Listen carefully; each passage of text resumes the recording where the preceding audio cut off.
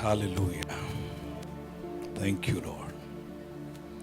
आइए 2 मिनट अपनी आंखों को बंद करें, अपने मनों को तैयार करें। बाइबल कहती हर एक शाम के समय परमेश्वर उस अदन के बगीचे में आता था और आदम से हवा से बातें करता था। प्रभु से कहें, प्रभु आज की शाम मेरा हृदय ये बाग अदन है, आप इसमें आकर मुझसे बातें करें, मेरे साथ संगति करें। प्रभु आप बोले, क्योंकि तेरा दास सुनता है। पिता, मेरी प्रार्थना यीशु के नाम में तेरे पवित्र लोगों को मैं तेरे हाथों में सौंपता हूं। ये समय तेरा है, लोग तेरे हैं, वचन तेरा है, दास तेरा है। प्रभु आज की शाम हम कहते हैं, प्रभु हमारा जीवन और हमारा समय तेरे हाथों में है। इस दुनिया के अंदर कोई भी समय आए, प्रभु हम किसी समय से नहीं डरते, क्योंकि हमारा समय तेरे हाथों में है। प्रभु हमारे जीवन में कुछ भी हमारे विरोध में क्यों ना आए, इस जीवन को नाश करने के लिए प्रभु हम नहीं डरते, क्योंकि हमें मालूम है हमारा जीवन तेरे हाथों में सुरक्षित है। प्रभु हमारा भविष्य तेरे हाथों में सुरक्षित है। आज की शाम पिता, जब तेरा दास इस जीवन की रोटी को तोड़ता, प्रभु से इम्माउस के मार्ग में जब आपने उन चेलों के साथ बैठकर रोटी तोड़ा, आपका वचन कहता उनकी आंखें खुल गई और उन्होंने यीशु को पहचान लिया। आज की शाम जब तेरा दास परमेश्वर तेरे जीवन की रोटी को तोड़ता है तेरे बीच में और तेरे बच्चों को बांटता है, यीशु मसीह उनकी आंखें खुल जाएं। प्रभु हर एक की मन की आंखें ज्योतिमय होने पाए, हर एक के ऊपर तेरे ज्ञान और प्रकाशन का आत्मा उतरने पाए पिता, क्योंकि तेरे वचनों के खुलने से प्रकाश होता है पिता। मेरी प्रार्थना आज के दिन तेरा वचन तेरे बच्चों के लिए, उनके पांव के लिए दीपक और उनके मार्ग के लिए उजियाला होने पाए। प्रभु आप ही ने कहा तुम्हारा उजियाला सब मनुष्यों के सामने प्रकट हो। पिता यीशु के नाम में आज के दिन मेरी नहीं, हमारी नहीं, आपकी पवित्र और सिद्ध इच्छा पूरी होने पाए। विनती को सुन यीशु के नाम में, आमीन आमीन। परमेश्वर का धन्यवाद हो। एक बार फिर से आज की शाम, कितने लोग विश्वास करते हैं कि प्रभु आज की शाम हमसे बातें करेगा। जीवन में एक बात को याद रखिएगा, परमेश्वर केवल उन्हीं लोगों से बातें करता है जो खाली उसे सुनना चाहते हैं, उनसे नहीं। जो सुनने के बाद यह निर्णय लेना चाहते, प्रभु जो आपने कहा है उसके अनुसार मैं चलूंगा। अगर आप चाहते बार बार परमेश्वर आपसे बातें करे, केवल एक काम करें, जितनी बार वो बात करे उतनी बार उसको मानते चले जाइए और आप देखेंगे every moment God will ready to talk to you. हर क्षण में परमेश्वर आपसे बात करने के लिए तैयार रहेगा। और मैं आपको एक बात दावे से कह सकता हूं, किसी भी सेवकाई की सफलता, किसी भी विश्वासी की सफलता, उसका जीवन जीना केवल एक ही बात पर निर्भर है, how much he is sensitive for the voice of the Holi spirit. वो अपने जीवन में परमेश्वर की आत्मा की आवाज के प्रति कितना संवेदनशील है। आज की शाम प्रभु से केवल मन में एक बात को कहें, प्रभु जो कुछ आज आप मुझसे कहना चाहते हैं, एक भी बात मैं मिस ना करने पाऊं, एक भी बात मैं मिस नहीं करना चाहता। इसलिए भजनकार कहता, परमेश्वर तूने एक बार कहा, मैंने 2 बार सुना है कि सामर्थ यहोवा ही का है, सामर्थ यहोवा ही का है। Lord you spoke once but I hear twice that the power belongs to our God. वो सामर्थ परमेश्वर का है, इसलिए मैं परमेश्वर को धन्यवाद देता हूं।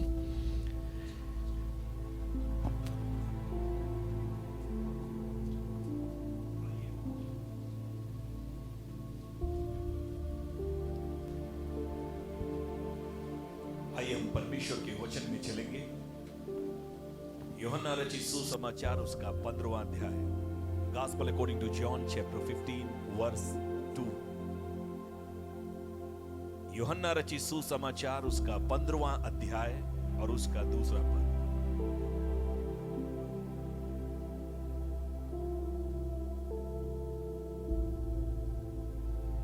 आज सुबह हमने मसीह में कैसे जड़ पकड़ना है, उस दाखलता की जड़ से कैसे जुड़े रहना है, उसके विषय में सीखा था। आज हम दूसरे सेशन में चलेंगे, दूसरे सत्र में चलेंगे, जहां पर हम एक बात को सीखेंगे, क्यों परमेश्वर मेरे और आपके जीवन में जो छटनी करता है, जो काट छांट करता, प्रूनिंग करता है, what is the purpose behind it, उसके पीछे परमेश्वर का उद्देश्य क्या है, इसके विषय में हम लोग सीखेंगे। और ये बहुत ही अद्भुत है। 15वें अध्याय के 2 पद में इस तरह लिखा है, जो डाली मुझ में है और नहीं फलती उसे वह काट डालता है, और जो फलती है उसे वो छांटता है ताकि और फले। इस पद को पढ़ने के बाद आपके सामने एक उद्देश्य क्लियर हो गया, क्यों परमेश्वर मेरे और आपके जीवन में कटनी और छटनी करता है। उसका उद्देश्य आपको नाश करना, आपको बर्बाद करना, आपको नीचा दिखाना नहीं, लेकिन उसका उद्देश्य यह है that you might be fruitful more and more and more। आप अपने जीवन में और अधिक फलवंत होने। अच्छा, कितने लोगों को ऐसे पेड़ पसंद है कि वो अपने घर में आम का पेड़ लगाए लेकिन एक भी आम ना निकले।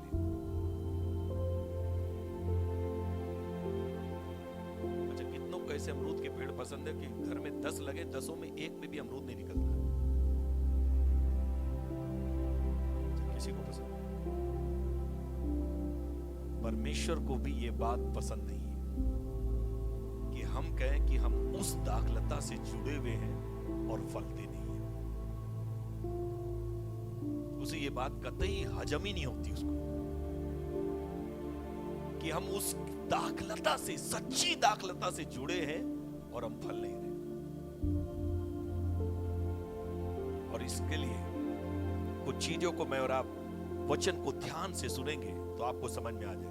इससे पहले हम वचन में जाए, मैं एक चीज चाहता हूं, जितने लोग सो रहे हैं जोर से कहे हालेलुया।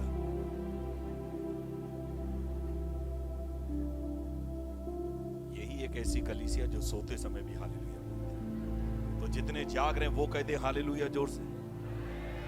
क्या बात है। बगल वाले से कहिए सोना मत। अगर सोगे, बोलिए, अगर सोगे तो खोगे, जागोगे तो पाओगे। ठीक है, अच्छी बात। आइए वचन में चलिए। इस दुनिया में कुछ भी आप करते हैं, उस काम को करने के पीछे आपका एक उद्देश्य होता है। कोई भी व्यक्ति अपने जीवन में कोई काम ऐसा नहीं करता जिसके पीछे उद्देश्य ना हो। उदाहरण के लिए, यदि आप एक फ्रिज खरीदते हैं तो उसके पीछे क्या उद्देश्य है? खाना खराब ना हो। और लेडीज लोगों के लिए एक और बहुत फायदा, हर बासी खाने को सुबह तड़का लगा के, उसको जीरा राइस बना के, उसको फ्राइड राइस बना के, बासी खाने को ताजा बना के देते है ना। जितने बड़े होटल होते वो यही करते, 1 महीने की बासी दाल आपको देते, जो छौंका लगा के आपको लगता वाह क्या टेस्टी है वो 1 महीने की, है ना। सब ऐसा नहीं करती, कुछ स्त्रियां बहुत अच्छी हर दिन ताजा खाना बनाती है, इसलिए उनको विश्वास है कि रखा हुआ खाना सेहत के लिए कभी भी लाभदायक नहीं, इसलिए वो ताजा खाना बनाती है ना। इसलिए जो पुराने लोग वो कहते हैं ढाबे में खा लेना, बड़े 5 स्टार होटल में मत खाना। अच्छा, कितनों का ये विश्वास है कि जितने बड़े होटल में गए सबसे ज्यादा बेस्वाद खाना वही है, और जितना ठेले पे खाया उतना ही ज्यादा चटपटा और उतना टेस्टी है ना। यही हाल है। तो परमेश्वर भी एक बात चाहता है, ये पुराना जो आदमी खाना खाए ना, उसको ही लेके रोज तड़का लगा के काम चलाओ। हर दिन के लिए परमेश्वर से नई रोटी को मांगो। आपको पता है, इस्राएलियों को जब उसने जंगल में लेकर गया, उनसे एक बात कहा, हर दिन के लिए मैं मन्ना बरसाऊंगा। और एक बात कहा था, आज का मन्ना आज ही के लिए है। अगर उसमें से कल के लिए बटोरा, ये तुम्हारी चॉइस है, लेकिन कल सड़ जाएगा। यीशु ने भी अपनी प्रार्थना में, उस प्रभु की प्रार्थना में हमें एक बात को सिखाया। वो प्रभु की प्रार्थना नहीं, प्रभु ने एक तरीका बताया प्रार्थना का। उसमें उसने कहा, मेरे प्रतिदिन की रोटी। लेकिन हमारी आदत है, आज की नहीं, कल की भी मिल जाए, परसों की भी मिल जाए, और मतलब पूरे महीने भर की मिल जाए तो और अच्छा, साल भर की हो जाए तो और अच्छा है ना। लेकिन परमेश्वर के वचन में ऐसा नहीं। मेरा परमेश्वर हर दिन आपको ताजा खाना खिलाना चाहता है, ताकि आपकी आत्मा बीमार नहीं, हमेशा स्वस्थ रहने पाए, मजबूत रहने पाए और प्रभु में आनंदित रहने पाए, ताकि आप परमेश्वर के उन बड़े कामों को देखने पाए। तो अगर आप फ्रिज खरीदते हैं, उसके पीछे उद्देश्य है खाना खराब ना हो। गाड़ी अगर आप खरीदते हैं, उसके पीछे उद्देश्य है समय बचे और किराया बचे। किराया बहुत महंगा है ना, पेट्रोल बहुत महंगा हो गया। खैर, तो जो भी जी, वॉशिंग मशीन खरीदते हैं, इसलिए एक ही कारण, समय बचे, है ना, ज्यादा कपड़े धुल जाए और समय बच जाए, है ना, ठंड में ठंडे पानी में हाथ ना डालना पड़े। क्योंकि हमेशा आपको पता है, वाइफ लोगों के साथ एक समस्या, जब तक जाग रही तब तक सब पानी में हाथ में रहेगा। जिस दिन बिस्तर पे आ गई, जिस समय, उसके बाद अगर पानी भी मांगा, आपने कहा एक गिलास धो के ले आओ, कहीं खुद उठ के ले लो। अरे मैं भविष्यवाणी कर रहा हूं, चलिए कोई बात नहीं, आगे बढ़ते हैं। तो जीवन में जो कुछ भी आप करते हैं, इसको, एक बात को आपको और मुझको समझना, वो ये है कि परमेश्वर, हम जिस चीज को भी करते हैं, उसके पीछे हमारा उद्देश्य जो है वो महत्वपूर्ण है। इसीलिए परमेश्वर भी मेरे और आपके जीवन में जो कुछ करता है वो ऐसे ही नहीं हो जाता। और मैं आपको एक और अच्छी बात बताता हूं, यदि आप परमेश्वर के बेटे और बेटी हैं, तब तो एक चीज गारंटी लिख लीजिए, एक भी बात मेरे और आपके जीवन में ये ना अचानक से हुई है, ना किसी की चाहने की वजह से हुई है।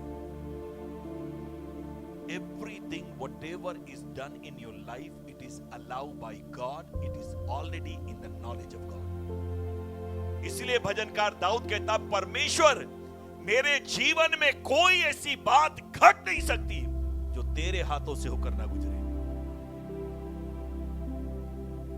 आपका जीवन किसके हाथों में? आपने कुलीसियों में एक पद पढ़ा है ना, हमारा जीवन परमेश्वर में मसीह यीशु के पीछे क्या है? छिपा हुआ। आपको पता है, आपका जीवन 2-2, 3-3 लोगों ने घेर रखा, उसके बाद आप आते हैं। इसलिए अगर शैतान भी आए तो वो आपको नहीं देखेगा, पहले वो परमेश्वर का सामना करे, उसके बाद पुत्र का सामना करे, उसके बाद जो उसकी आत्मा है उसका सामना करे, तब जाकर वो आपको छू पाएगा। You are so secured. देश के अंदर जेट सुरक्षा वालों को जेट सुरक्षा के अंदर रहते हुए भी उनकी हत्या हो जाती है, लेकिन मैं आपको बताऊं, परमेश्वर ने आपको जेट प्लस से अच्छा जो है स्वर्गीय सुरक्षा को दे रखा है। Nobody can touch you until he is allowed by God। यदि परमेश्वर की ओर से वो ठहराया नहीं गया, जीवन में कभी आपको छू नहीं सकता। इसीलिए आपको और मुझको एक बात समझना, जो हम परमेश्वर के लोग हैं, जो कुछ मेरे और आपके जीवन में घटता है, उसके पीछे परमेश्वर का उद्देश्य है। हम सबको फलना बहुत अच्छा लगता है, तकलीफ एक ही बात से, जब वो प्रूनिंग करता है, काटना। और हमने सोचा था प्रभु ये नहीं होगा, यही होगा, हमने कहा था हमें नहीं जाना चाहता, हमने कहा था प्रभु ये हमें चाहिए, नहीं मिला। तो परमेश्वर कई बार मेरे और आपके जीवन में कुछ कामों को, जो भी वो करता है, उसको एक ही बात पता है, कितना बड़ा दुख आए, कितनी बड़ी तकलीफ आए, कितनी बड़ी पीड़ा आए, कितना बड़ा तकलीफ आप दुख क्यों ना हो, उसके अंदर भी परमेश्वर ने आपके लिए भलाई को छिपा रखा है।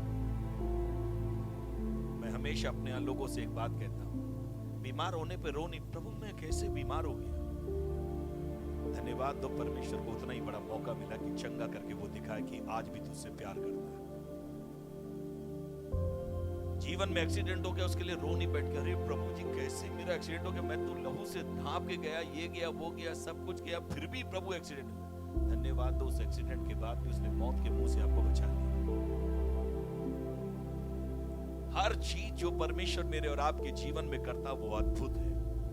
और बाइबल कहती है उसके इस कटनी और छटनी के पीछे एक ही उद्देश्य है कि आप और अधिक फलने पाए, और अधिक फलने पाए। आपने देखा बेस्ट स्कूल की सबसे विशेष खासियत क्या होती है, जहां के बच्चे हमेशा ब्रिलियंट बन के निकलते हैं? दो काम, सबसे कम होमवर्क वो देते हैं और सब कुछ क्लास वर्क में ही कराते हैं, चाहे एक्स्ट्रा क्लास कराते। दूसरा काम क्या करते हैं?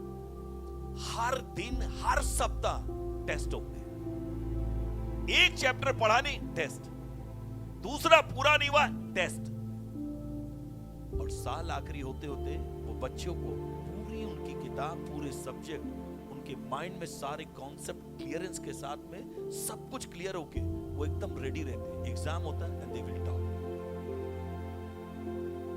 और आज की शाम पवित्र आत्मा आपसे एक बात कहता, don't be afraid of when devil is tempting you. शैतान जब आपकी परीक्षा करे तो डरना मत। मैंने सुबह बताया ना, शैतान इसलिए परीक्षा करता आपको यह दिखाने के लिए कि देख तेरी जिंदगी को कितना नरक की तरह मैं बना सकता हूं, कितना वर्स बना सकता हूं, बुरा कर सकता हूं तेरे साथ। लेकिन परमेश्वर टेस्टिंग करता है और वो आपको यह बताता है जितना भी इसने बुरा किया, देख इसके अंदर कैसी अद्भुत भलाई को मैं करके दिखाता हूं, ताकि तू ये जाने तेरा जीवन उसके हाथों में नहीं, मेरे हाथों में सुरक्षित है। इसीलिए परमेश्वर ने प्रूनिंग को रखा। और अंगूर की दाखलता की एक खासियत है, जितना उसको काटे छाटेंगे उतना ही ज्यादा वो फलता है ना। किसी भी पेड़ की जितनी कटाई और छटाई करेंगे उतना वो घना होगा, उतना खूबसूरत होगा, उतने उसके फल और फूल और खूबसूरत निकलेंगे। इसलिए जितने लोग गार्डनिंग करते हैं उनको देखिए, कुछ काम नहीं, खुद हर चौथे दिन पांचवें दिन आके, वो अलग बात है, बाल नहीं हम खाली कटवाते चाहे जितने लोग होते, लेकिन डाली जरूर काट डालो, है ना। पैंट कमीज में जो तागे निकले, है ना, सब जगह बाल नहीं कटवाते। वो अलग बात है, कईयों के लिए नाई लोग हड़ताल कर देते हैं, उनको मना है कि वो बाल नहीं कटवाते, है ना। लेकिन जितना कटाएंगे आप उतना अच्छा होगा। लेडीज लोगों के लिए बात नहीं कर रहा हूं मैं, जेंट्स की बात कर रहा हूं, है ना। उतना अच्छा होगा। लेडीज को हमेशा लंबे बाल ही अच्छे लगते हैं। खैर, मैं उस टॉपिक पे जाना नहीं चाहता, मैं आपको एक मेन मुद्दे पे लेके जाना चाहता हूं। मैं बाइबल में से कुछ लोगों के जीवन को आपको दिखाना चाहता हूं आज की शाम, जिनके जीवन से आप ये जाने, जब प्रभु ने उनको काटा और छाटा, उसके बाद परमेश्वर ने कैसी भलाई उनके जीवन में दिखाई। उत्पत्ति की पुस्तक उसका 50वां अध्याय और उसका 20वां पद, book of Genesis chapter 50 verse 20। उत्पत्ति की पुस्तक उसका 50 अध्याय उसका 20 पद मैं आपके लिए पढ़ता हूं। यहां ऐसे लिखा, यद्यपि तुम लोगों ने मेरे लिए बुराई का विचार किया, परंतु परमेश्वर ने उसी बात में भलाई का विचार किया, जिससे वह ऐसा करे जैसा आज के दिन प्रकट है, कि बहुत से लोगों के प्राण बचे। कितने लोगों को यह लगता है कि लोग मेरे जीवन के विरुद्ध में, परिवार के विरुद्ध में, रिश्ते के विरुद्ध में, जॉब के विरुद्ध में, है ना, मेरे करियर के विरोध में, मेरे जो है बिजनेस के विरोध में, कई लोग प्लॉटिंग कर रहे हैं। घर के अंदर प्रॉपर्टी को लेकर, इसको लेकर, उसको लेकर कई लोग हमारे जीवन के चारों ओर क्या कर रहे हैं, हमारी बुराई की विचार बना रहे हैं। और कई लोग इसी बात से बहुत ज्यादा परेशान हैं।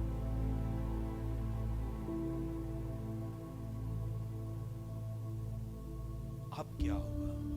लोग, ये हमारे साथ थे, ये भी उन्हीं के साथ जाके मिल गए। बताओ, कल हमारा मुकदमा ये दूसरे वाली पार्टी के वकील से मिल गए, ये देखो ये उनके वहां मायके वालों से मिल गए, ये देखो ससुराल वाले। अब तो देख लेना, तलाक के अलावा कोई रास्ता ही नहीं है ना। अब तो पक्का ये मेरी नौकरी खा के जाएगा, पक्का ये देखना मेरा बिजनेस अब ये डुबाएगा, इसने धोखा किया मेरे साथ। और कई लोग पूरी जिंदगी सिर्फ इसी बातों से परेशान हैं, लोग हमारे अगेंस्ट में क्या प्लॉटिंग कर रहे हैं, क्या बुराई कर रहे हैं। मैं आपको एक खुशखबरी दूं, बाइबल कहती है और इसके चक्कर में कई लोगों को रातों में नींद नहीं आती। अब क्या होगा, अब क्या होगा, अब क्या होगा, दवाई खा रहे हैं फिर भी नींद नहीं आ रही। मेरे साथ में एक समस्या है, अब आप इसको समस्या कहते, मैं कहता बहुत अच्छी बात है। मेरी वाइफ को भी कभी लगता है सही में ये समस्या है, लेकिन मैं कहता ना ये आशीष है। पता है क्या, बाइबल कहती परमेश्वर ने दिन को किस लिए बनाया, काम करने, रात काहे के लिए बनाई, तो जाग के मैं क्या करूंगा। और फिर मैं क्यों जागूं जब इस्राएल का रक्षक ना कभी सोता है ना ऊँघता है, जब वो जाग रहा है मैं भी जाग के क्या करूंगा। अच्छा आप ये बताइए, कौन आपकी रक्षा अच्छे से कर सकता है, आप अपनी या परमेश्वर आपकी। तो मैं जाग के क्या करूंगा। वो कहती है आपको क्या हो जाता है, इतना सब परेशानी ये वो, आप आराम से चद्दर तान के सो जाते। मैंने कहा यहोवा अपने प्रियों को यूं ही नींद दान करता है। और मेरी एक अच्छाई है, आप मुझे कहीं दीजिए 2 मिनट में मैं आपको सो के दिखाऊंगा।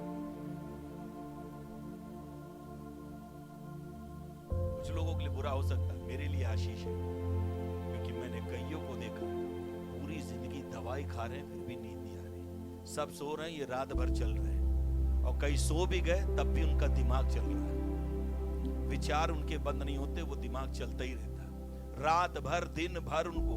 और मैं एक बात बताता हूं, आज के दिन मैं एक सवाल आपसे पूछना चाहता हूं, कौन आपको चला रहा है? लोगों का व्यवहार, लोगों की बातचीत, लोगों की समस्याएं, कौन आपको चला रहा है?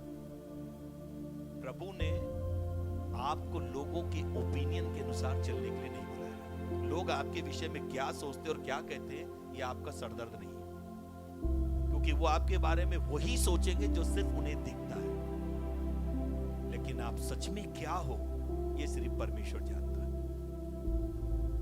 आप समझ रहे? ये बात केवल परमेश्वर जानता है आप क्या हो। लोगों को सिर्फ आपका पाप, आपकी समस्या दिखाई देती है। ठीक उसी तरह जैसे लूका रचित सुसमाचार में एक स्त्री आई, यीशु मसीह दावत में एक घर में बैठे हुए हैं, लाजर के यहां, जहां लाजर जीवित कर दिया गया है ना। यूहन्ना रचित सुसमाचार में लाजर जीवित हो चुका। 12वें अध्याय में यीशु मसीह को उसके घर वालों ने क्या किया, पूरे नगर के लिए दावत कर दी, और यीशु भी वहां बैठा। बाइबल क्या कहती, लोग यीशु को देखने नहीं आए जिसने जिलाया, लिखा लोग लाजर को देखने आए जिसे यीशु ने जिलाया। आपको पता, आपके पड़ोसी, आपके रिश्तेदार, आपके परिवार के लोग कब प्रभु के पास आएंगे पता? तब नहीं जब आप कहोगे आज इस तरह यीशु मसीह जिंदा हुआ, यीशु मसीह वो क्या हुआ हमें क्या पता। जिस दिन आप जिलाए जाओगे पाप से, श्राप से, अंधकार से, बुराई से, इन बातों से जब आप जिलाए जाओगे तब वो कहेंगे यीशु जीवित है। और लोग तब यीशु को नहीं, आपके अंदर इस यीशु को देखने पाएंगे। और मैं एक बात में विश्वास करता हूं, इसी लाजर की बहन थी मरियम जो यीशु के पास आई थी, और आपने कभी ध्यान दिया उसको? आकर उसके पास में क्या था? जटामासी का इत्र। क्या किया उसने? ढक्कन खोला, 2 बूंद टपका दिया। ये नहीं लिखा? हाँ, फिर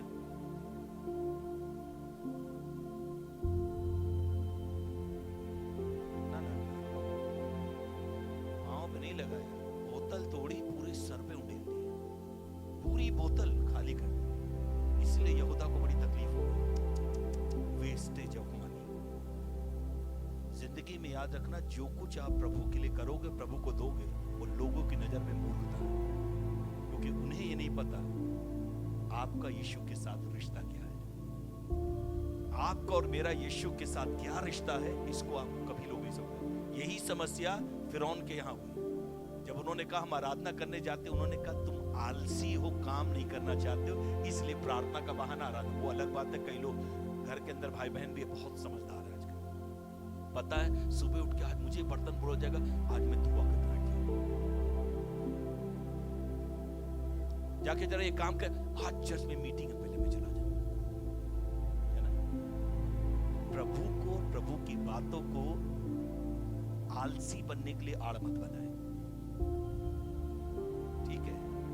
आपको इतना ही बाइबल से प्रेम है तो पहले उठ के कर ले, क्योंकि उसको करने से प्रभु तो खुश हो जाएगा, लेकिन जिनके बीच में रखा है आपकी गवाही खराब हो जाएगी। बाइबल क्या कहती है? यदि परमेश्वर आपसे प्रसन्न है तो दो चीजें होनी चाहिए, परमेश्वर का भी अनुग्रह और मनुष्यों का भी अनुग्रह, दोनों में आप बढ़े, है ना। कुछ लोग क्या कहते हैं, पर प्रभु मुझे जानता। प्रभु सबको जानता है, सबको जानता प्रभु। ये प्रभु के सेवक थे, उन्होंने बड़ी अच्छी बात सिखाई। कहले बहुत अच्छी बात है ब्रदर, आप बहुत अच्छे व्यक्ति हैं, आप बहुत धर्मी हैं, बहुत अच्छे हैं, बहुत प्रभु से प्यार करते हैं, ये परमेश्वर जानता है इस बात को। लेकिन ब्रदर आप एक काम करिए, आपका सिस्टम खराब है। लोग कभी कभी बहुत अच्छे होते हैं, उनका सिस्टम खराब है।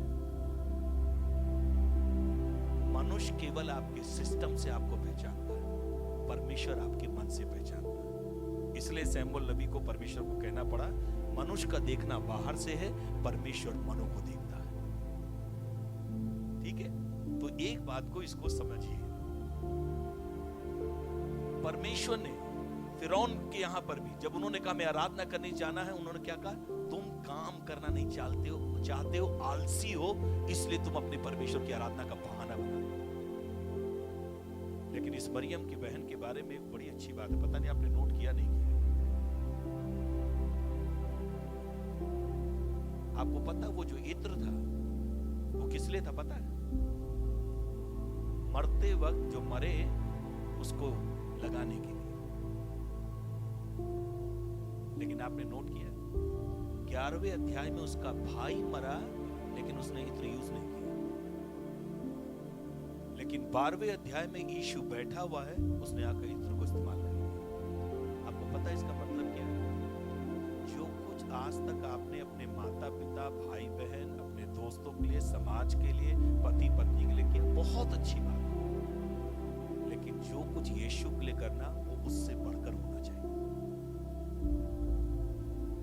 जो कुछ अपने सगे संबंधियों के लिए किया, उससे बढ़कर वो होना चाहिए। यहूदी कल्चर में अगर एक स्त्री आकर किसी पुरुष के पास बैठ जाए तो वो दो चीज बता देती है, आज से मैंने आपको अपना रब्बी, अपना गुरु या अपना प्रभु, अपना स्वामी मान लिया, और आज से मेरा एक ही उद्देश्य है जीवन में, आपके पद चिन्हों पर चलना। इसीलिए नौमी ने भी अपनी बहू रूत को क्या समझाया? तू जाकर उस पुरुष बोवज के पांव के पास जाकर बैठ जाना। मरियम के बारे में भी लूका 10 में लिखा, वो यीशु के चरणों पर बैठकर सुनने लगी। इसलिए उसके बारे में लिखा, इसने वो उत्तम भाग को पा लिया जो इससे कभी छीना नहीं जाएगा। आप देख रहे हैं? इसलिए यीशु ने कहा, हे मरियम, हे मार्था, तू बहुत से बातों की चिंता करती है, लेकिन मरियम ने वो भाग चुन लिया, उत्तम भाग, जो उससे कभी छीना नहीं जाएगा। इसीलिए आपको एक बात को समझना, वहां चरणों पर बैठी है, लेकिन लोग उसके बारे में क्या बात कर रहे हैं? यीशु मसीह अगर भविष्यवक्ता होता तो इसे मालूम होता ये कैसी स्त्री है। दूसरे क्या बात करें? वेस्टेज ऑफ मनी, 300 दिनार में बिकता, कितने कंगालों की मदद हो जाती, वेस्ट करके रख दी इसने। हाँ देखो, और तारीफ की बात वो तो छोड़ दीजिए, लोग बुराई कर रहे हैं, उसी के बीच में उसका भाई भी बैठा, लेकिन उसने भी एक बार तरफदारी में इसकी तरफ से कुछ नहीं कहा।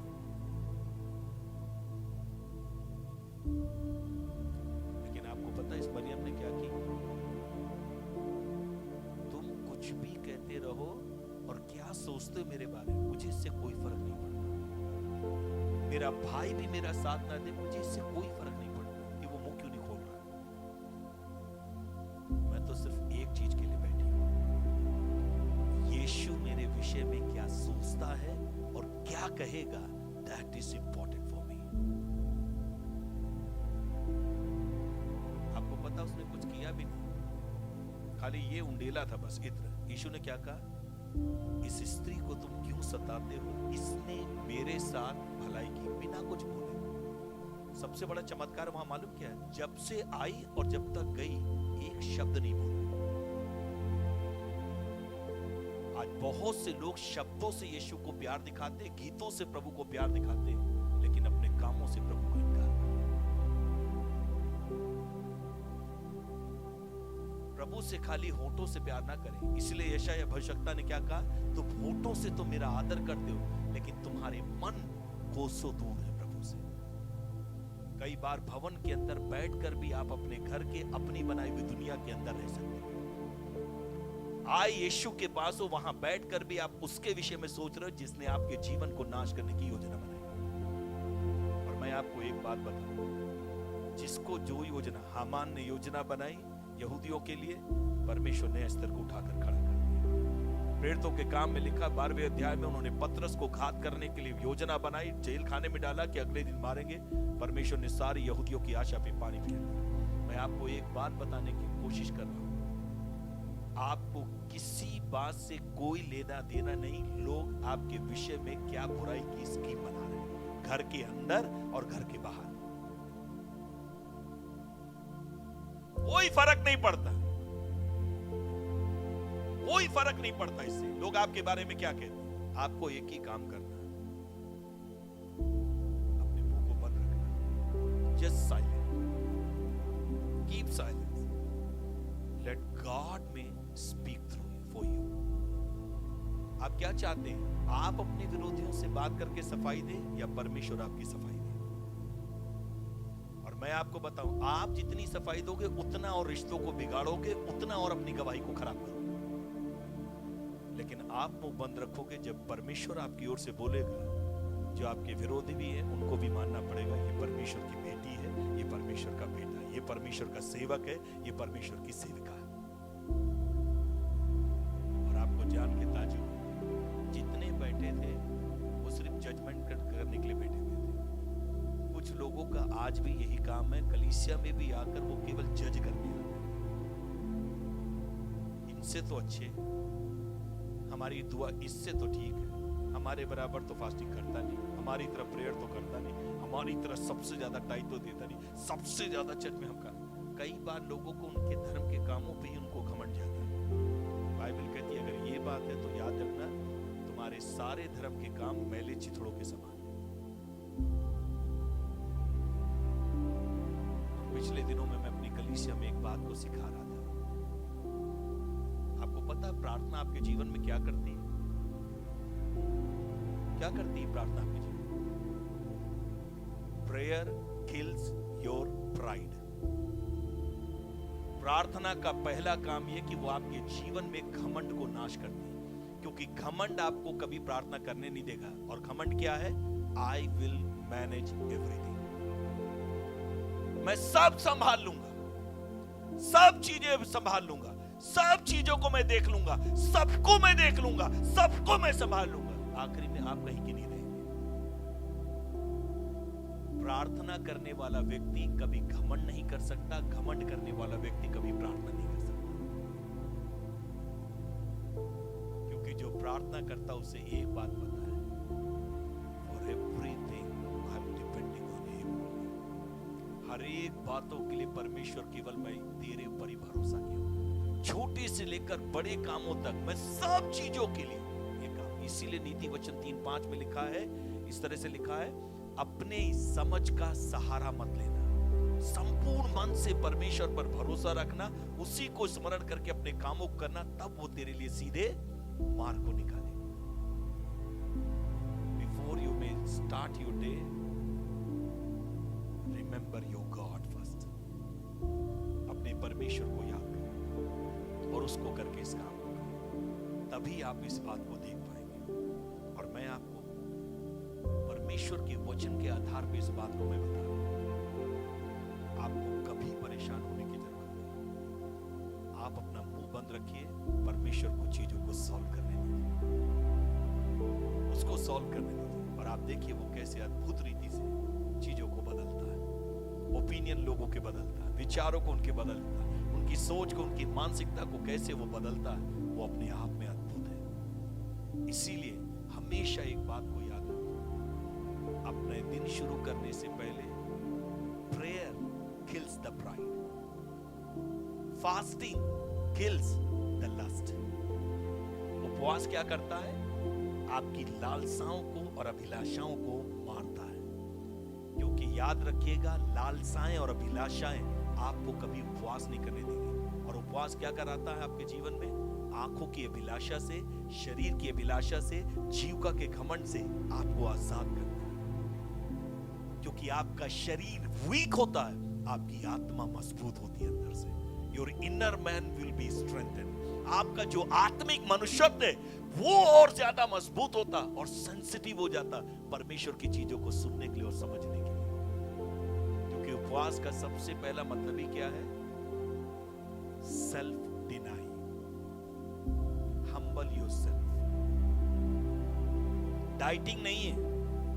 कुछ लोगों का उपवास किस लिए? थोड़ा पेट निकल आया, फास्टिंग है ना, थोड़ा वजन बढ़ गया, फास्टिंग। इसके लिए नहीं है ना। और एक और बात मैं बता रहा हूं, आप अगर उपवास और प्रार्थना कर रहे हो, रखा आपने उपवास और उसमें प्रार्थना नहीं कर रहे हो, अधिक समय बैठकर वचन नहीं पढ़ रहे हो, आप उपवास नहीं कर रहे हो, अपना उपहास उड़ा रहे हो। मेरी फास्टिंग है, ये वो 9 दिन वाली फास्टिंग नहीं, आलू खाओ, फ्रूट सब खा लो, सब कुछ खा लो, उसके बाद फास्टिंग। सबको पता मैं फास्टिंग हूं, फास्टिंग। ये शुगर कम करने के लिए और हाई करने के लिए नहीं है। उपवास का एक ही काम है, it will kill your lust. और जिस दिन आपकी अभिलाषाएं मरेंगी, उसी दिन आप एक बात को पाओगे, क्राइस्ट में be resurrect through your life. तभी परमेश्वर यीशु आपके जीवन से और ज्यादा प्रकट होगा। तीसरी चीज उपवास के बाद में एक और चीज है, गिविंग, है ना। गिविंग पता क्या करती है? Giving kills the greediness. यदि जीवन में आपको लोभ से बचना है, जो मूर्ति पूजा के बराबर है, कुलुस्सियों 3:5 में घर में जाके पढ़ लीजिएगा, लोभ को जो मूर्ति पूजा के बराबर है, लालच से मूर्ति पूजा के बराबर है, लोभ से अगर आपको बचना है, एक ही तरीका है, हमेशा उदारता से देने वाले बने। कंजूसी से बचना है, देने वाले बने।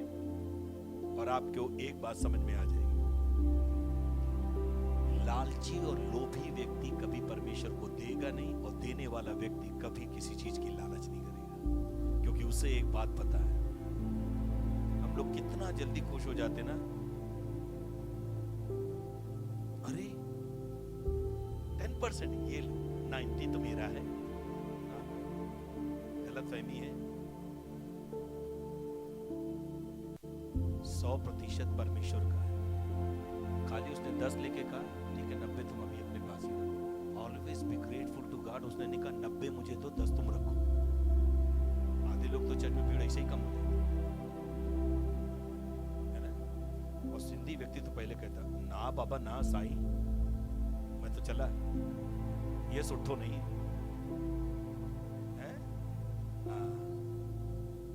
ये ना हो पाएगा। साईं इतना बिजनेस खराब नहीं, मेरे दिमाग नहीं खराब, मैं 90 दे के नजर रखूं। ये बताओ 10 दे के 90 कहीं और मिल रहा है, 180 मिल रहा है, वो बताओ मुझे। ठीक है,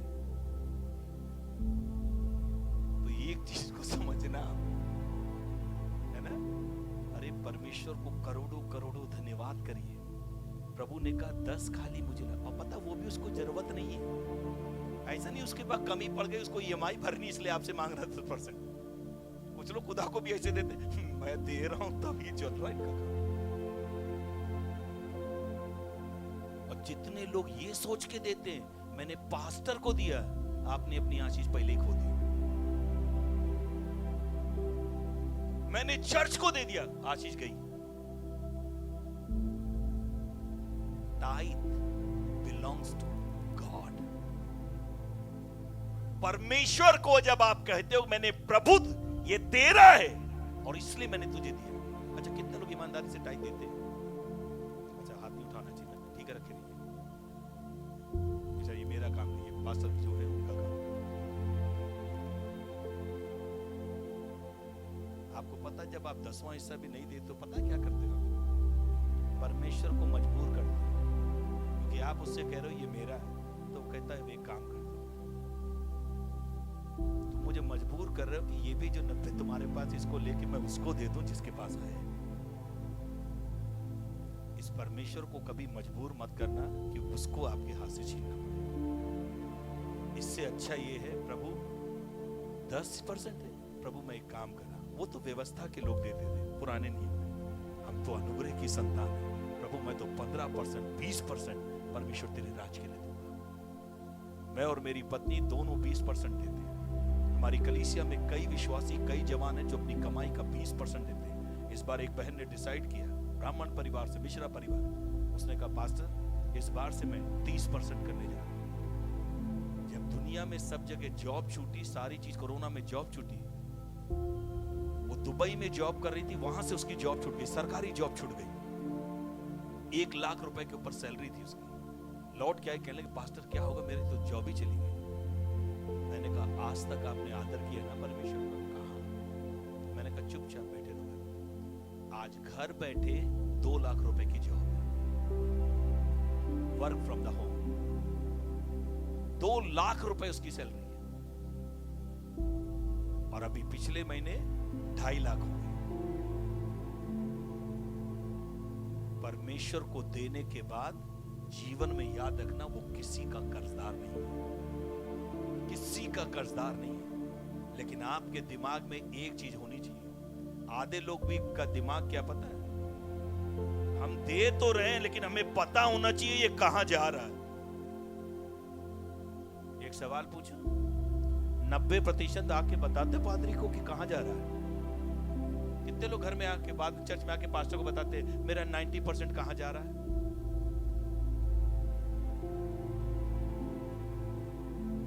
तो पादरी से पूछने का हक किसने दे दिया कि कहां जा रहा है? अगर तुमने ये सोच के दिया मैंने पादरी को दिया, वो अगर सही नहीं करेगा तो मैं नहीं दूंगा, किसने आपको न्यायी बनाया? जब आप देना तो एक चीज करके कहना, प्रभु मुझे इससे कुछ मतलब नहीं, मैं केवल आपके वचन का जो इसमें लिखा है, प्रभु मैं इसका आदर कर रहा हूं, and I am giving to my God and honouring my God. वो पास्टर क्या कर रहा नहीं कर रहा उसका लेखा परमेश्वर उससे ले। आपने जो ईमानदारी से दिया है, God will going to reward you for that. ये परमेश्वर की जिम्मेदारी कि आपको उसको आपका प्रतिफल आपके हाथ में पहुंचाए। वो पास्टर के गलत खर्च करने से आपकी आशीषें कभी नहीं रुकेगी। इसलिए इस चीज को ध्यान रखिए। और मैं बाइबल के अंदर ये व्यक्ति जो उत्पत्ति के 50वें अध्याय में एक व्यक्ति है, किसको किसको नाम मालूम है क्या है? यूसुफ, है ना? कितना अच्छा व्यक्ति। अच्छा, किसी की लाइफ में ऐसा है जिसका जो कुछ इसके साथ हुआ? अब मैं आपको बताता हूं छटनी क्या करती है, what is the purpose behind that.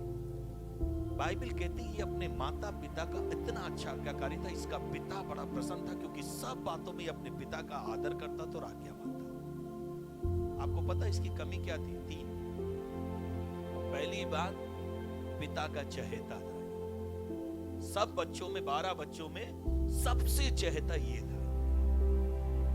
क्यों? क्योंकि ये पिता की आज्ञा मानता था। दूसरी एक और इसकी कमी थी, जो इसके भाई लोग गलत करते थे वो जाके पिता को बता देता। आज घर में उस भाई बहन से सबको बड़ी नफरत है, ये जो खाता हमारे साथ सब कुछ करता, बाद में जाकर मम्मी को बता देता और पापा को जाकर बताया। खाते समय नहीं बोला। आज भी बहुत लोगों भाइयों, ऐसे भाई और बहनों से बस अंदर बस मन करता प्रभु में ना होते तो बस। तीसरी इसकी एक और कमी, इसी व्यक्ति को परमेश्वर ने स्वप्न दे दिए, दो स्वप्न दे दिए। स्वप्न परमेश्वर ने दिए, लोगों ने उसके बदले में क्या क्या उसको दिया ये आपको पता है। क्योंकि इसने बस एक गलती कर दी, पता क्या? समय से पहले उन लोगों को जाके के स्वप्न बता दिया जो पहले से इस पे खार खाए हुए थे, पहले ही से उस पे खार खाए हुए थे पूरी तरह से, और वही काम कर दिया। लिखा ये बात जब स्वप्न बताया, लिखा पिता को भी बुरी लगी। वही पिता कल तक जिसका चहेता था उसको भी बुरा लगा, क्योंकि उसने क्या कह दिया, मैंने देखा 11 के साथ आप भी मुझको दंडवत कर रहे हो। आज कोई बेटी या बेटा आकर अपने मम्मी पापा से कहे, प्रभु ने मुझे बताया आने वाले दिनों में आप भी मेरे सामने झुकोगे, मेरा कहना मानो, जो मैं कहूंगा मैं आपको पालूंगा और आपको संभालूंगा।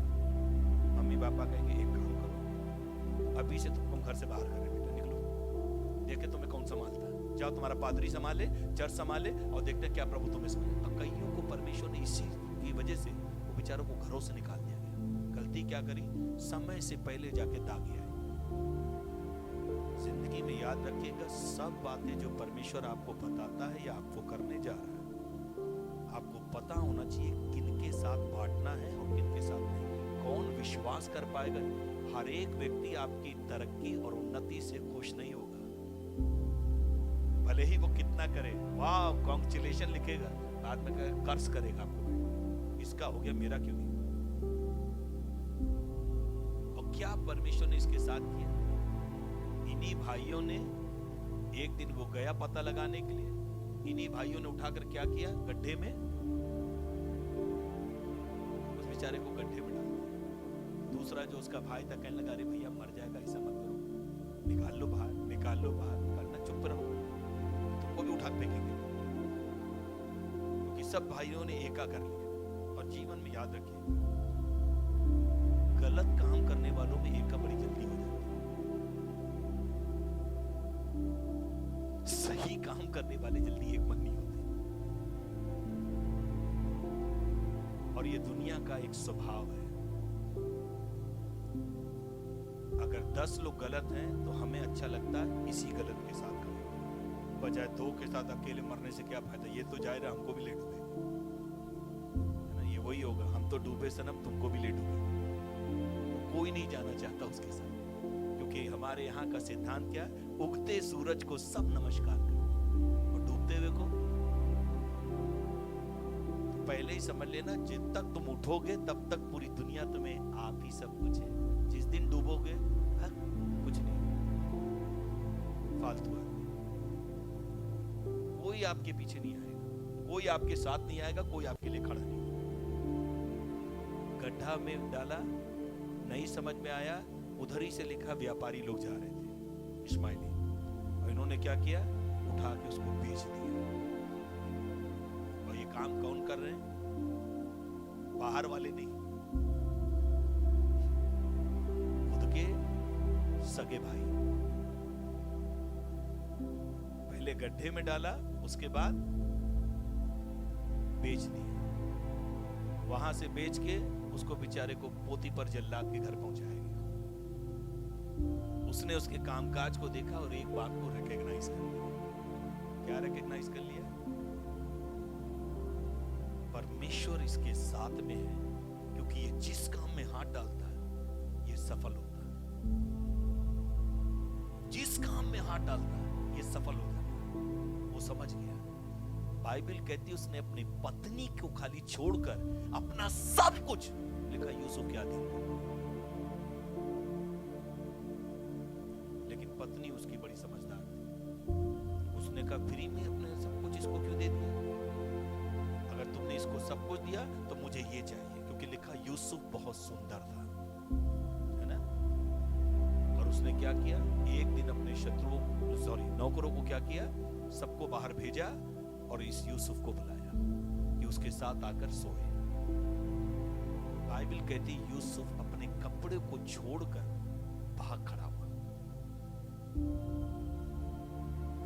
उसकी पत्नी ने शोर मचाया, उसको फंसा दिया। जो काम किया नहीं उसकी सजा में जेल खाने पहुंच गए। जेल खाने पहुंचे तो सारे कैदियों ने कह दिया, और मैं विश्वास करता हूं कैदी पता क्या कह रहे हैं, किसी को सच्चाई नहीं पता होगी, लेकिन लोग पता क्या कर रहे हैं, तुम्हें और कोई नहीं मिला, प्रपोज करने के लिए। बेटा मालिक की पत्नी पे ही काम लगा दिया है? और कोई नहीं मिला तुम्हें जो तुमको रखे था, पाले, सब कर रहा था, उसकी पत्नी को भी नहीं तुमने छोड़ा। भैया सलूट मारते हैं यार, तुमको बड़ा दम है यार तुम्हारे। और आधे आकर क्या कह रहे हो, पागल आदमी, इतना बढ़िया खुला ऑफर किसको, एक के साथ एक फ्री, एक तरफ संपत्ति भी, दूसरी तरफ उसकी पत्नी भी। क्या जा रहा था तेरा, और कौन सा वो बताने जा रही थी? रख लेता उसको, सो जाता उसके साथ, कम से कम चैन से रहता तो यहां हमारी तरह सड़ता तो नहीं।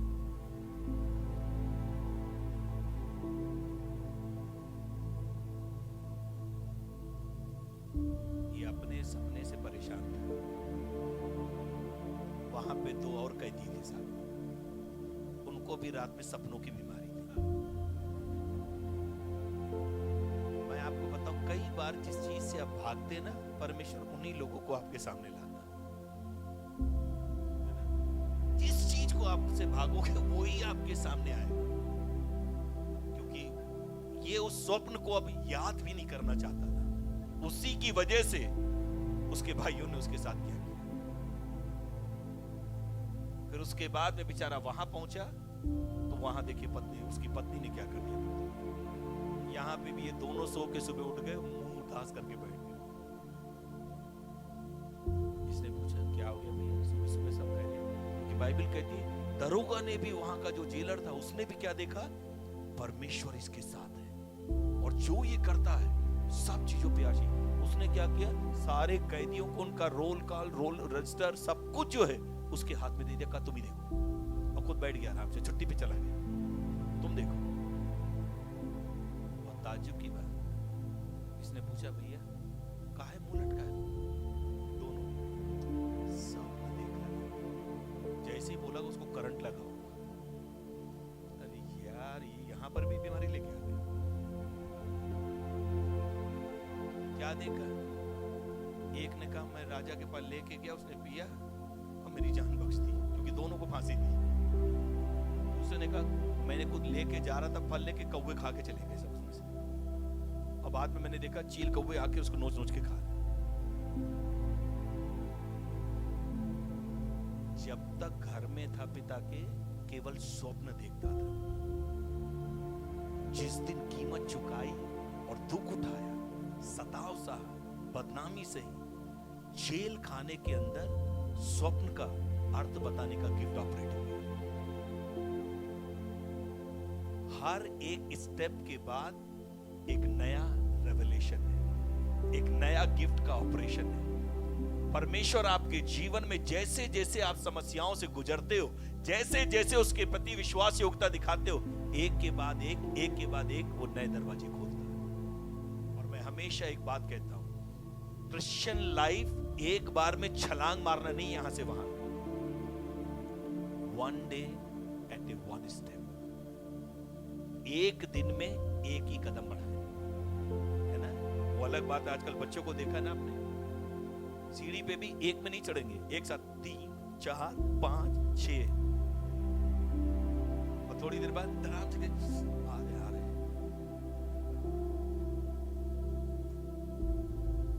एक बार में एक कदम। इसलिए कई विश्वासी भी ऐसे एकदम से बाइबल बाइबल बाइबल और उसके पढ़ना, प्रेयर प्रेयर प्रेयर, कुछ हो गया प्रार्थना, बाइबल, आराधना आराधना आराधना, किसी ने डांट दिया क्या रात में चला, देना देना देना देना, प्रभु को और देना और देना। क्या बात है, पागल होगा क्या, सब दे दोगे तो तुम क्या कर? एक बार में एक ही कदम। अगर स्टेबिलिटी चाहिए, एक बार में एक कदम।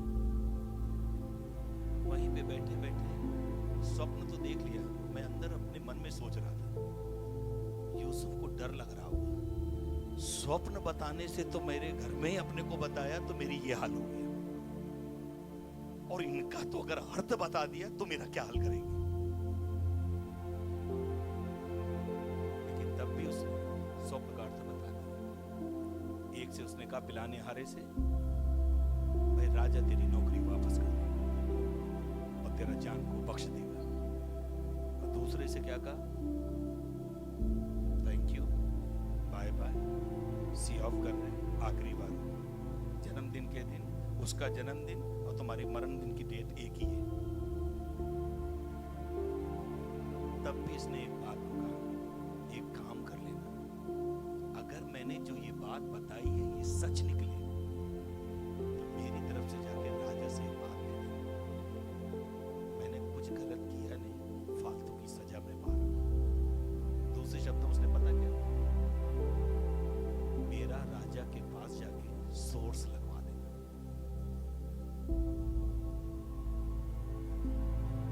राजा का जन्मदिन आया, जैसा उसने स्वप्न बताया वैसा ही हुआ। खिलाने हारे को नौकरी वापस मिली, खिलाने वाले को उस दिन फ्यूनल हो गया। लेकिन जैसे ही नौकरी मिली, राजा की नौकरी पाने के बाद ये पिलाने हारा भूल ही गया किसकी वजह से मिली। क्या आप आज तक दुखी हैं? काश अगर ये मेरे बारे में जाके सच्चाई, ये हमारे साथ में थे, ये हमारे संग में थे, इनको पता सच्चाई क्या, इस फ्रेंड को पता था सच्चाई क्या, इस सहेली को पता था सच्चाई क्या, इस घर वालों को पता था सच्चाई क्या। काश अगर ये मेरे घर में वहां जाके कह देते तो शायद मैं बच जाता, मेरा परिवार नहीं टूटता, मेरी जॉब नहीं जाती, मेरे कोलीग अगर, तो इसको तो पता था, ये कह देता मेरी नौकरी नहीं जाती। इसी के लिए मन खट्टा करके, कड़वा करके आप बैठ गए, अब मैं भी जिंदगी में किसी की भलाई करूंगा। जिसके लिए सब कुछ मैंने किया वही मेरे सामने ये करके चला, मैं भी किसी को नहीं करूंगा, जैसे को तैसा। इसके लिए हम नहीं बुलाए गए। इतना ही नहीं, उसके बाद में वो जाके भूल गया। लेकिन एक बात मैं आपको बताना चाहता हूं, इस प्रूनिंग के टाइम में, ये टाइम मैं हमेशा कहता हूं, God will tell you what He has a plan for your life. परमेश्वर आपको ये बता सकता कि आपके जीवन के लिए उसके पास कितनी बड़ी योजना है। परमेश्वर आपको ये बता सकता कितनी बड़ी प्रतिज्ञा उसने आपके लिए रखी। परमेश्वर आपको ये बता सकता कितनी बड़ी प्रोफेसी उसने आपके बारे में रखी। परमेश्वर आपको ये बता सकता किस तरीके की प्रेजेंस वो आपके साथ में रखेगा। But God will never ever tell you which process He will take you. वो प्रेयर में आपको प्रॉमिस बता सकता है, प्रोफेसी दे सकता है, प्रेजेंस देगा, अश्योरेंस दे सकता है, लेकिन किस तरीके से, प्रक्रिया से आपको गुजारेगा वो कभी नहीं बताएगा। इसीलिए कई लोग परेशान हो जाते हैं, अरे मेरे बारे में तो ये कहा गया, ये क्या हो गया, मैं तो ये मेरे बारे में था, मैं ये मेरे साथ में ऐसा कैसे हो गया। He will never tell you the process. और इस प्रोसेस में एक चीज को याद रखिए, उसके भाई भूल गए, पोतीफर भी भूल गया, राजा का वो सैनिक जिसको पिलाना हारा वो भी भूल गया। जिस परमेश्वर ने इसको स्वप्न दिया था वो नहीं भूला। और मैं हमेशा एक बात कहता हूं, परमेश्वर ने आपको ड्रीम दिया है, विजन दिया है, प्रॉमिस दिया है, प्रोफेसी दिया, इसका मतलब ये नहीं you are free from the problems. उसका ये मतलब नहीं कि परमेश्वर आपको समस्याओं से उसने आपको अलग कर दिया। याद रखिएगा, पता है जो कुछ इस यूसुफ के जीवन में हुआ किस कारण से हुआ पता है? God given dream, God given vision. वो भाइयों ने नहीं किया, because of the dream, because of the vision what God has given him. दर्शन के कारण, उस स्वप्न के कारण जो परमेश्वर ने दिया, इसलिए उसके जीवन में ये सब कल्चर। पोतीफर की पत्नी ने जो कुछ किया, उसके भाइयों ने जो कुछ किया, जिसने भी, उस सैनिक ने जो कुछ किया, सब कुछ इसी वजह से हुआ। अब ये बैठ गया, जिंदगी में कभी भी किसी से स्वप्न की बात ही नहीं करूंगा, और कोई देखे आपकी बात सुन आए भगाऊंगा उल्टा उसको, खबरदार आना मत। परमेश्वर ने कहा, राजा को स्वप्न दे दिया, उसको भी डबल डबल दिया। अच्छा एक और उसको भी 2 स्वप्न, वो सैनिक जो थे वो भी 2 लोग 2 स्वप्न, ये राजा को भी 2 ही स्वप्न दिए। अगर आपके जीवन में उसने डबल ब्लेसिंग को रखा है तो डबल प्रॉब्लम भी के लिए तैयार रहना।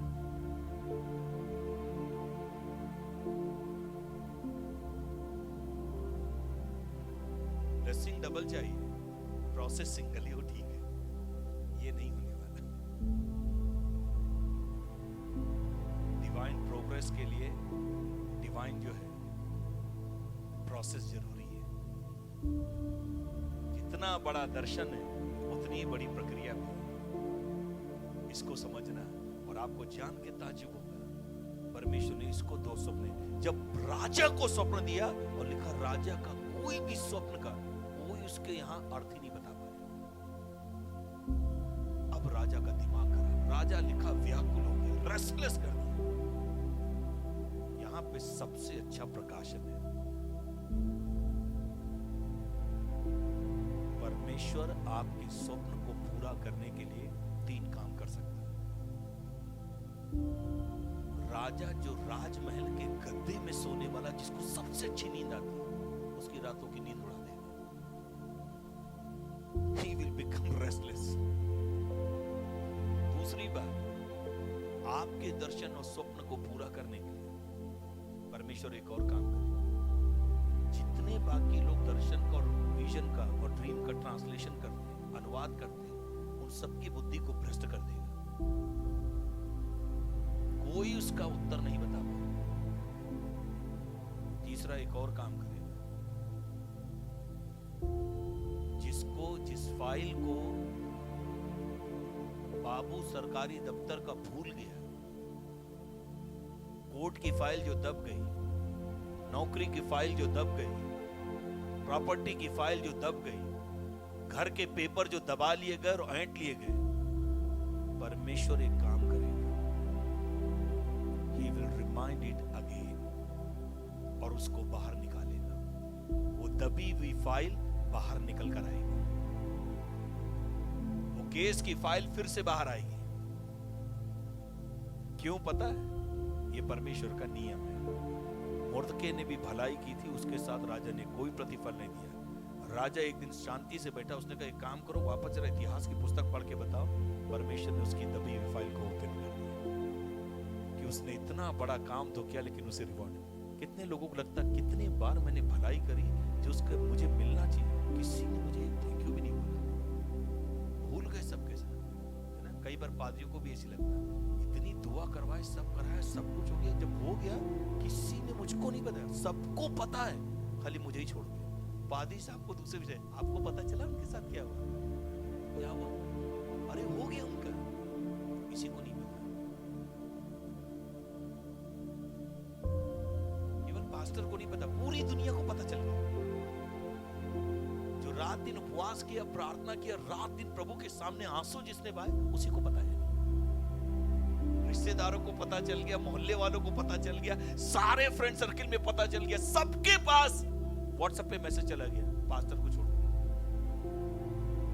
और जब सब खत्म हो गया, तब पास्टर पूछे, अरे वो आपने दुआ करवाई थी, कुछ हुआ?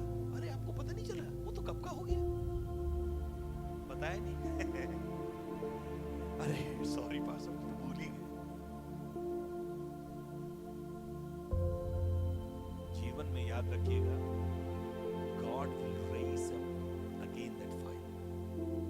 परमेश्वर दोबारा से उस फाइल को उठाएगा और एक काम करेगा। ये जो भूलने की आदत है ना, ये भी एक नया वरदान है कलीसिया में, है ना। हम लोग की आदत है ना, आत्मा के 9 वरदान के साथ एक और वरदान है, भूलने का वरदान। ये कलीसिया में बहुत काम करता है। कल परमेश्वर ने जो भलाई की, आज भूल गया। कल जो लोगों ने मेरे साथ भलाई की, परसों भूल गया। ये हम लोग का वरदान है। लेकिन परमेश्वर का धन्यवाद हो, परमेश्वर एक काम करता है, वापस मेमोरी पावर को हील करेगा। ये जो भूलने वाली आत्मा है, इसको निकाल के बाहर करके फिर से आपकी याददाश्त को नया बनाएगा और उन बातों को आपको याद दिलाएगा जिन बातों से आपकी भलाई उत्पन्न होती है या आपके द्वारा भलाई उत्पन्न होती है। जैसे ही कोई नहीं बता पाया और राजा क्योंकि बहुत परेशान हो गया, तुरंत इसको याद आया पिलाने हारे को। अरे कहने लगा, राजा राजा राजा, एक मिनट, अरे मुझे कुछ याद आया। राजा साहब, आपको याद है ना, आपने हम 2 लोगों को, खाने वाले पकाने हारे को और जो पिलाने हारे, हम दोनों को जो जेल खाने में डाला था, और जन्मदिन के दिन एक को जो मृत्यु दी और दूसरे को जीवन दान दिया। हाँ याद है, क्या हुआ? कहले आपको पता है, हमने भी 2 स्वप्न देखे थे दोनों।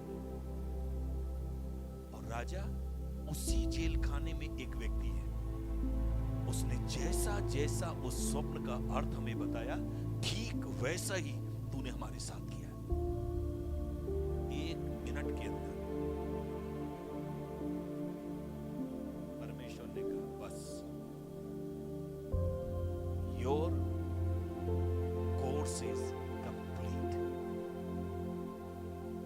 तेरा कोर्स कंप्लीट हो गया। And I found faithful and trustworthy, मैंने तुझे विश्वासियों और भरोसेमंद पाया। मैंने अब मैं एक काम करूंगा, वो एक सीजन था जिससे मैं तुझे लेकर गया। Now I will going to start a new season in your life. और मेरी प्रार्थना की आज की रात भी आप में से कई लोगों के जीवन में जो चीजें दबा दी गई, जो चीजों को छीन लिया गया, जो चीजें आपसे जो है धोखा देके हड़प ली गई, let God will bring the new season in your life. परमेश्वर आपके जीवन में उस नए सीजन को लेकर, वो प्रमोशन जो आपका दबा दिया गया, वो इंक्रीमेंट जो दबा दिया गया, वो पैसे जो आपके दबा दिए गए, लेट गॉड में रेज इट अगेन। परमेश्वर फिर से उसको तैयार करे, उठाए उसको, और उसके लिए न्याय आपका चुकाने पाए। और मैं आपको बताऊं, उस दिन परमेश्वर ने एक काम किया। राजा ने कहा, तुरंत इसे मेरे सामने लेके आओ। 1 मिनट के अंदर यूसुफ जो प्रिजनर था, प्रिंस की तरह तैयार होकर खड़ा हो गया राजा के सामने।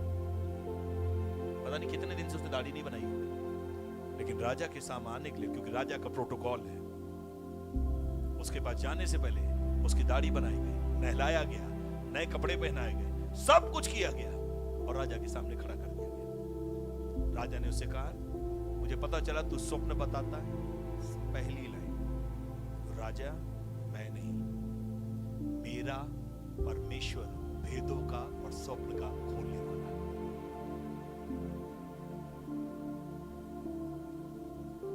Whenever God is ready to raise you up, exalt you, elevate you, don't forget it is not you, it's God. Let God be your God. परमेश्वर को परमेश्वर वहां रहने दे। और उसने कहा, मैं नहीं, मेरा परमेश्वर इस बात को बता सकता है। राजा अपना स्वप्न बताया। राजा ने 2 स्वप्न बताए, मोटी भैंसे और काली और बदसूरत भैंसे, गायें, दोनों उसको स्वप्न बताया। बताने के बाद उसने राजा को एग्जैक्ट बता दिया, 7 साल का अकाल है और 7 साल की भरपूरी है। और उसके लिए राजा तुझे एक काम करना पड़ेगा, अपने यहां से किसी को नियुक्त करके वो पहले इस 7 साल में जो बहुतायत है उसमें एक काम करे, भंडार ग्रहों को तैयार करे, ज्यादा से ज्यादा भंडार गृह को तैयार करे, राशन इकट्ठा करे, ताकि जब 7 साल का अकाल आए इस देश में कोई भूखा मरने ना पाए। राजा ने तुरंत एक ही बात कही, जब स्वप्न को तूने देखकर अर्थ तूने इतना अच्छा बता दिया जो कोई मेरा तंत्री मंत्री कोई नहीं बता पाया, संतरी भी नहीं बता पाया। और एक बात याद रखिए, जब परमेश्वर स्वप्न देगा, दुनिया की कोई बुद्धि उसको समझ नहीं पाएगी सिवाय आपके, जिसके अंदर परमेश्वर का आत्मा रहता है। परमेश्वर का वचन कहता है, राजा ने कहा, इससे भला व्यक्ति, इससे ज्यादा योग्य व्यक्ति और कौन हो सकता है? और बाइबल कहती है, उसने कहा, मैं तुझे एक काम करता हूं। उसको राजसी वस्त्र पहनाए, अंगूठी पहनाई, रथ पे सवार किया और ऐलान कराया अपने देश में।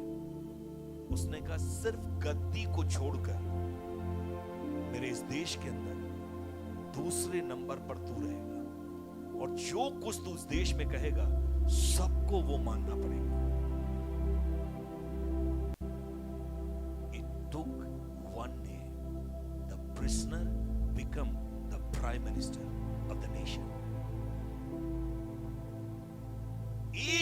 मिनट लगा परमेश्वर को, 1 दिन लगा उसको चेंज करने में, सिर्फ 2 ड्रीम लेकर।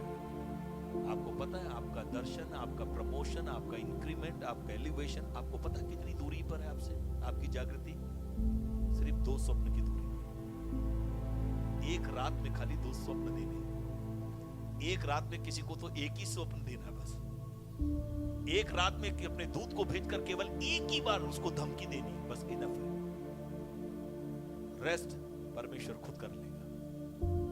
और बाइबल एक बात कहती है, प्रधानमंत्री बना, लिखा इजराइल में याकूब और उसके 11 बेटों के पास भी अकाल के कारण राशन खत्म हो गया।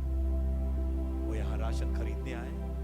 कितनी अजीब बात लिखी, जिन 11 भाइयों ने गड्ढे में डाला, बेचा, वो उसको पहचान नहीं पाए, लेकिन बाइबल कहती यूसुफ ने पहचान लिया, ये 11 कोई और नहीं है।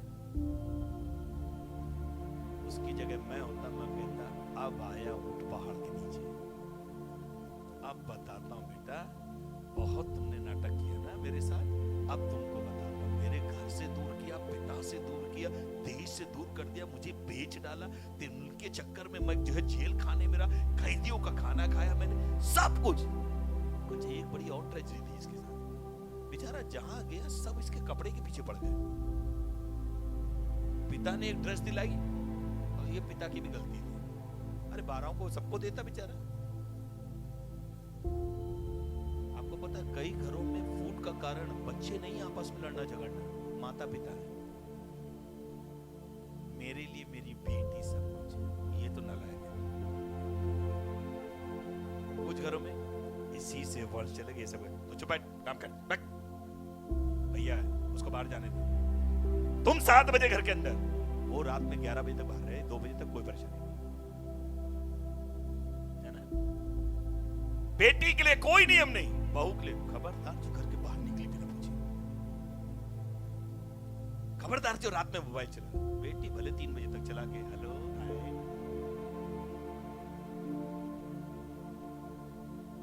कुछ घरों में फूड कराने वाले माता पिता ही हैं। Never partial with your children, don't do the partiality.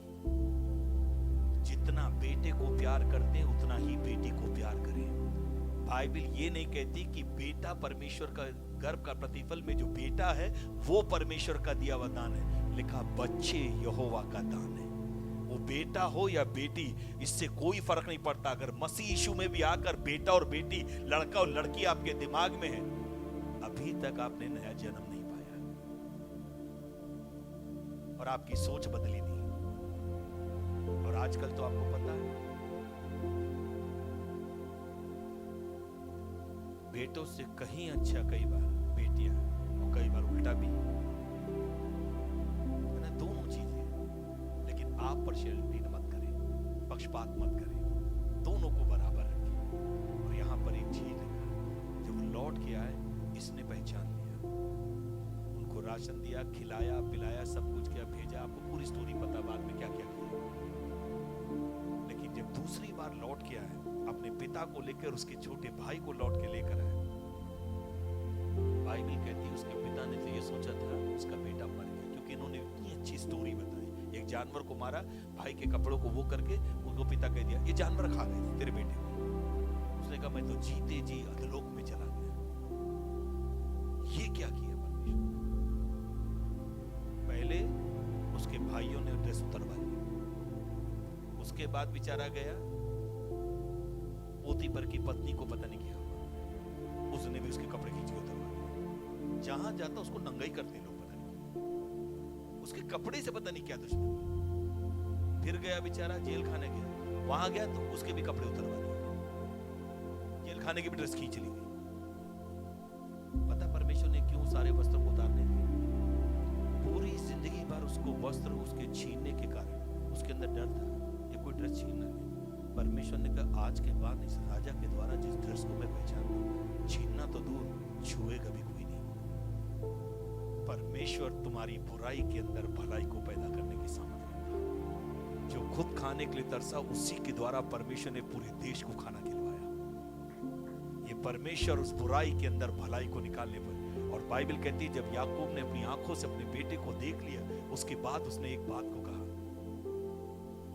अब मैं मरने के लिए तैयार हूं। जो मर गया था मेरे लिए, परमेश्वर ने उसका भी दर्शन मुझे करा दिया। और बाइबल एक बात कहती है, जैसे एक पिता मरा, सारे 11 भाइयों की रूह कांपने लगी, क्योंकि उनके दिमाग में क्या था, पापा जब तक जीवित है तब तक ये चुप है, जिस दिन पापा जाएंगे उस दिन ही असली रूप दिखाएगा। आज भी कई घरों की यही है, जब तक माता जी है, पापा है, तभी तक हम रह पा रहे। जिस दिन ये गई उस दिन हमारा भी पूरा बिस्तर गया। लेकिन बाइबल क्या कहती है, वो समझ गया। उसने बुलाया, उसने उनसे कहा, तुम्हें क्या लगता मैं परमेश्वर हूं? बस एक ही बात कहा 50 के 20 में, तुमने तो मेरे लिए बुराई का विचार किया था, लेकिन ये परमेश्वर है कि उसने उस बुराई में मेरे लिए भलाई को उत्पन्न किया। किस लिए? ताकि पहले से मैं इस देश में पहुंचाया जाऊं, ताकि तुम्हारी और तुम्हारे बाल बच्चों का भी देखभाल मैं करने पाऊं। आपको पता परमेश्वर ने क्यों उसको प्रधानमंत्री बनाया? उसके प्रोसेस में एक ही चीज को परमेश्वर को करना था। जब तक वही भाई जो उसके दुश्मन थे, उसको वापस उसने भाई के रूप में अपना लिया। वो चाहता मरवा देता।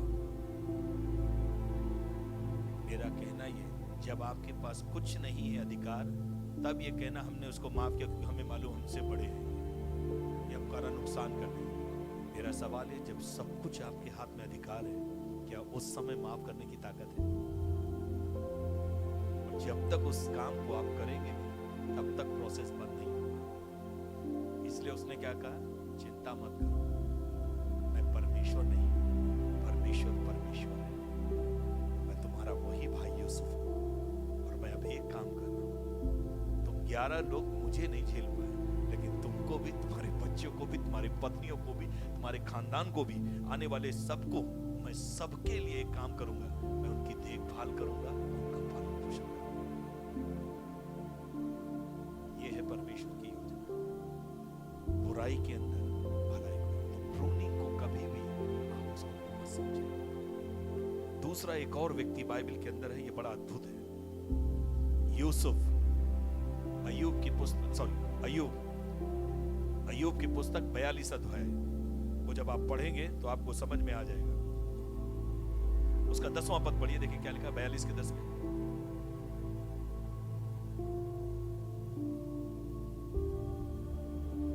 अय्यूब की पुस्तक, उसका 42 अध्याय और उसका 10वां पद।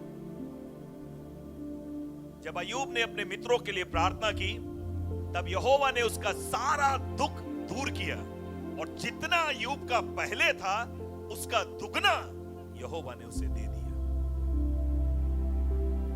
हम सबको अय्यूब के बारे में कहानी मालूम है। कोई बता सकता है अय्यूब का पाप क्या था? क्या पाप था? क्यों उसके साथ इतनी ट्रेजेडी हुई?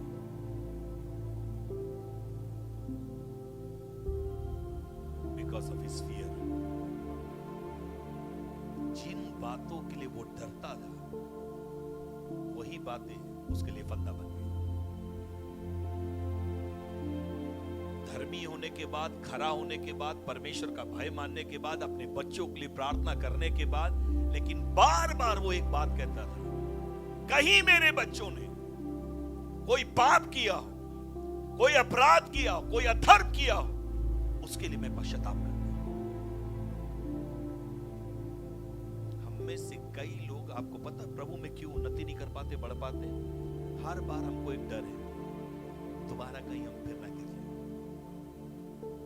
फिर से कहीं प्रेयर बंद ना हो जाए, फिर से कहीं बाइबल पढ़ना बंद ना हो जाए, फिर से चर्च जाना बंद ना हो जाए, फिर से कहीं पुरानी संगति में ना चले जाए, फिर से कहीं पुराने नशे में ना चले जाए, फिर से कहीं पुराने दोस्तों के पास ना चले जाए, फिर से कहीं पुराने काम हम ना करने लगे।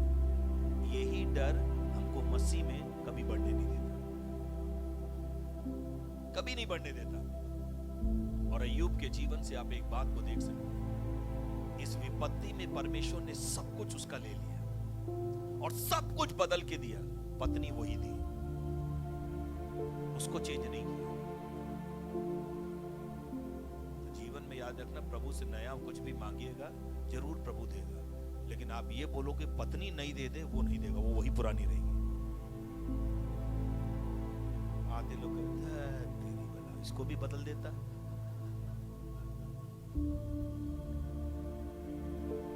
मैं आपको बताऊं, एक नया नया नॉन क्रिश्चियन परिवार का एक व्यक्ति मेरे पास आया। 10 साल से एक ही कमरे में रहकर दोनों पति पत्नी बात नहीं, छोटी बच्ची मीडिएटर थी, पापा ने ये कहा है, उधर से मम्मी पापा से कह दो ये है। 10 साल तक। और एक दिन 40 दिन का उपवास करके मेरे पास आ गया, भाई साहब प्रभु ने मुझे एक वचन दिया, यही वचन पढ़ लिया उसने। भाई साहब प्रभु ने मुझे बताया वो सब कुछ मुझे नया देगा। मैंने कहा प्रेज गॉड। पता नहीं क्या मुझे याद है, मैंने भी बोल दिया बिल्कुल सब कुछ नया देगा, पत्नी वही देगा। नहीं भाई साहब पत्नी भी नहीं। मैं कहना गलत फहमी, बाइबल ठीक से पढ़ लो। अब कई लोग भी बहुत अच्छे, प्रभु आपने सब कुछ नहीं किया, पति भी एक्सचेंज कर लेते। जिस दिन से किया आप ही देख रहे। प्रभु क्या देखे? आपने पहले खुद ही इतना देख लिया, उसको देखने की जरूरत नहीं कहा, उसको मौका कहां दिया कि वो देख लेता, क्योंकि आपने खुद ही इतना देख के इतना दिमाग बना लिया था कि यही है और कुछ नहीं। इस अय्यूब के बारे में आप एक चीज को देख सकते हैं, एक के बाद एक सारी चीजें उसकी छीन ली गई, लेकिन एक बात मुझे जो छूती उसकी वो ये, उसने कहा 19 अध्याय में, I know only one thing. 3 चीजें उसकी लाइफ की बड़ी इंपॉर्टेंट है और यही मसीहों को सीखना। इतना सब कुछ छीनने के बाद एक बार भी उसने नहीं कहा शैतान ने छीना। उसने एक ही बात कहा, यहोवा ने दिया, यहोवा ने लिया, उसका नाम धन्य हो। जो कुछ आपके जीवन से गया एक ही चीज कहिएगा, प्रभु तूने दिया था, तूने लिया, तेरा नाम धन्य। तुझे पता इसके पीछे भलाई क्या है। दूसरी बात उसके जीवन में एक और सीखने वाली जो अद्भुत है उसके जीवन, वो एक बात को कहता है, ये सच है कि सब कुछ चला गया, लेकिन वो एक बात कहता है, मैं निश्चय जानता हूं कि मेरा छुड़ाने वाला जीवित है। I know my redeemer liveth. एक दिन वो खड़ा होगा मेरी ओर से और मेरा न्याय चुकाएगा। आपके जीवन में किसी ने भी कुछ किया, आप उसके लिए परेशान मत हो। एक बात को विश्वास से अपने अंदर रखो, आई नो माई रिडीमर लिविथ। मैं निश्चय जानता हूं मेरा छुड़ाने वाला जीवित है। और सब कुछ होने के बाद भी उसने एक काम किया। उसके दोस्त लोग आए, उसके साथ में बैठकर डिबेट करने लगे। देखो सब कुछ ठीक है, लेकिन कहीं ना कहीं तुम मान लो परमेश्वर सच्चा है, तुम्हारे अंदर कोई कमी और पाप है जिसके कारण से ये हुआ। उसने कहा तुम्हें जो कहना वो कहना, मैं तो परमेश्वर से अपना मुकदमा लड़ने के लिए तैयार, because my conscious is clear. मेरा विवेक मुझे दोषी नहीं ठहरा रहा, इसलिए तुम कुछ भी कहते रहो मेरे बारे में, ये तुम्हारा ओपिनियन है, मैं परमेश्वर को ओपिनियन सुनना चाहता हूं। और 42 अध्याय में पहुंचने से पहले उसने परमेश्वर से 150 से ज्यादा सवाल पूछ डाले।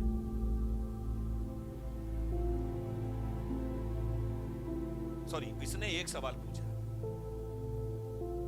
ये ऐसा क्यों हुआ? परमेश्वर ने कहा वो तो बाद में बताऊंगा, मैं तुझसे सवाल पूछ रहा हूं। एक के चक्कर में 150 सवाल पूछ डाले परमेश्वर का, एक का उत्तर देख बता।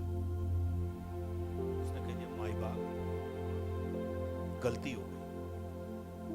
सबसे बड़ा लेसन, जो कुछ भी मेरे और आपके जीवन में होगा, कितना भी आप परमेश्वर से पूछो, परमेश्वर ये मेरे जीवन में क्यों हुआ, He will never tell you why it is happening। कभी नहीं बताएगा वो, लेकिन He will tell you one thing, जो हुआ वो मुझे पता है। मैं ये नहीं बताऊंगा कि ये क्यों हुआ, लेकिन मैं तुझे ये बता सकता हूं अभी भी मैं कौन हूं और क्या कर सकता हूं। शैतान जिंदगी भर एक दुख के चक्कर में, एक चोट के चक्कर में, एक धोखे के चक्कर में जिंदगी भर आपको बांध के न रख के, क्यों छोड़ कर गया, क्यों धोखा दिया, क्यों मेरे साथ ब्लफ किया, क्यों मेरे साथ चीटिंग करी, क्यों मेरे साथ प्लॉटिंग करी, क्यों मेरे साथ ऐसा किया, मेरे अपनों ने क्यों किया। He will never tell you. केवल एक ही बात बताएगा, इसको जानने से तेरे को कोई फर्क नहीं पड़ेगा, और मैं बता भी दूं कि क्यों किया उसने, कोई फर्क नहीं पड़ेगा। तेरी सबसे बड़ी जरूरत ये है कि ये जान स्टिल हूं आई एम, मैं कौन हूं। और अभी भी इस सारी ट्रेजेडी के बीच में भी, जो आज ट्रेजेडी लग रही तुझे, I am the God who can turn into the testimony. तेरी आज की त्रासदी को भी, ट्रेजेडी को भी मैं टेस्टिमनी के अंदर बदल सकता हूं, इफ यू बिलीव इन मी। और 42 अध्याय पहुंचते पहुंचते इसने एक बात कह दी, मैंने एक बात को जान लिया, यहोवा सर्वशक्तिमान परमेश्वर है, और जो कुछ वो करना चाहे कोई उसकी युक्ति को रोक नहीं सकता। और बाइबल कहती है वो 3 मित्र जो आए तसल्ली देने के लिए, वो दुख बढ़ा के चले गए। कई बार हमारे और आपके जीवन में कई हमारे अपने मित्र आते तसल्ली देने के लिए, कोई मर जाए हमारे घर तसल्ली बैठे बैठे, वो तो ठीक है भैया, लेकिन इन्होंने भी कम थोड़ी ना किया था, जीवन सही नहीं था शायद, सबको ठीक है भैया, लेकिन पक्षपात बहुत था इनके जीवन में, अरे गुस्सैल बहुत थे भाई, अरे आप तो शुक्र करिए, चलिए अच्छा, हाँ बीमारी बीमारी इतना बीमारी, सारा पैसा था आपका उसी में, अच्छा मैं लग गया तो पैसा तो बचा, बाकी वरना वो भी ले जाता, आपको भी बीमार करके दूसरा मरीज आप हो जाते। कई बार लोग तसल्ली देने दुख दे में तसल्ली देने आते हैं, दुख बढ़ाने आते हैं, हमें समझ में नहीं आता। और है कौन? मित्र। परमेश्वर जब खड़ा हुआ, उसने अय्यूब से एक बात कहा, तभी भी ठीक है, ये जो बेचारे समझते थे, ये बोल के गए, तुझे दुख पहुंचा, इससे पहले मैं तुझे दुगना लौटाऊं, मैं एक चीज चाहता हूं, पहले तो इनको क्षमा कर और इनके लिए प्रार्थना कर। कितने लोग दुगना भाग पाना चाहते हैं परमेश्वर से, जो खोया है दुगनी रीति से, पत्नी को छोड़ दे और पति को छोड़ दे, कितने लोग पाना चाहते हैं। तो एक काम कर लीजिए, जब तक आप माफ नहीं करोगे दुगना कभी आएगा नहीं। Until you will not completely, not only forgive but forget that thing.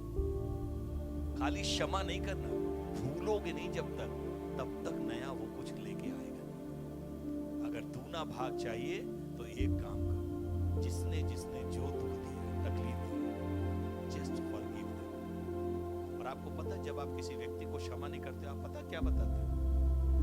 यीशु से आप एक बात कहते हैं, प्रभु आपको पता नहीं है मेरा दुख आपसे भी बड़ा है। अच्छा, किसके मुंह पे आके थूका गया आज तक?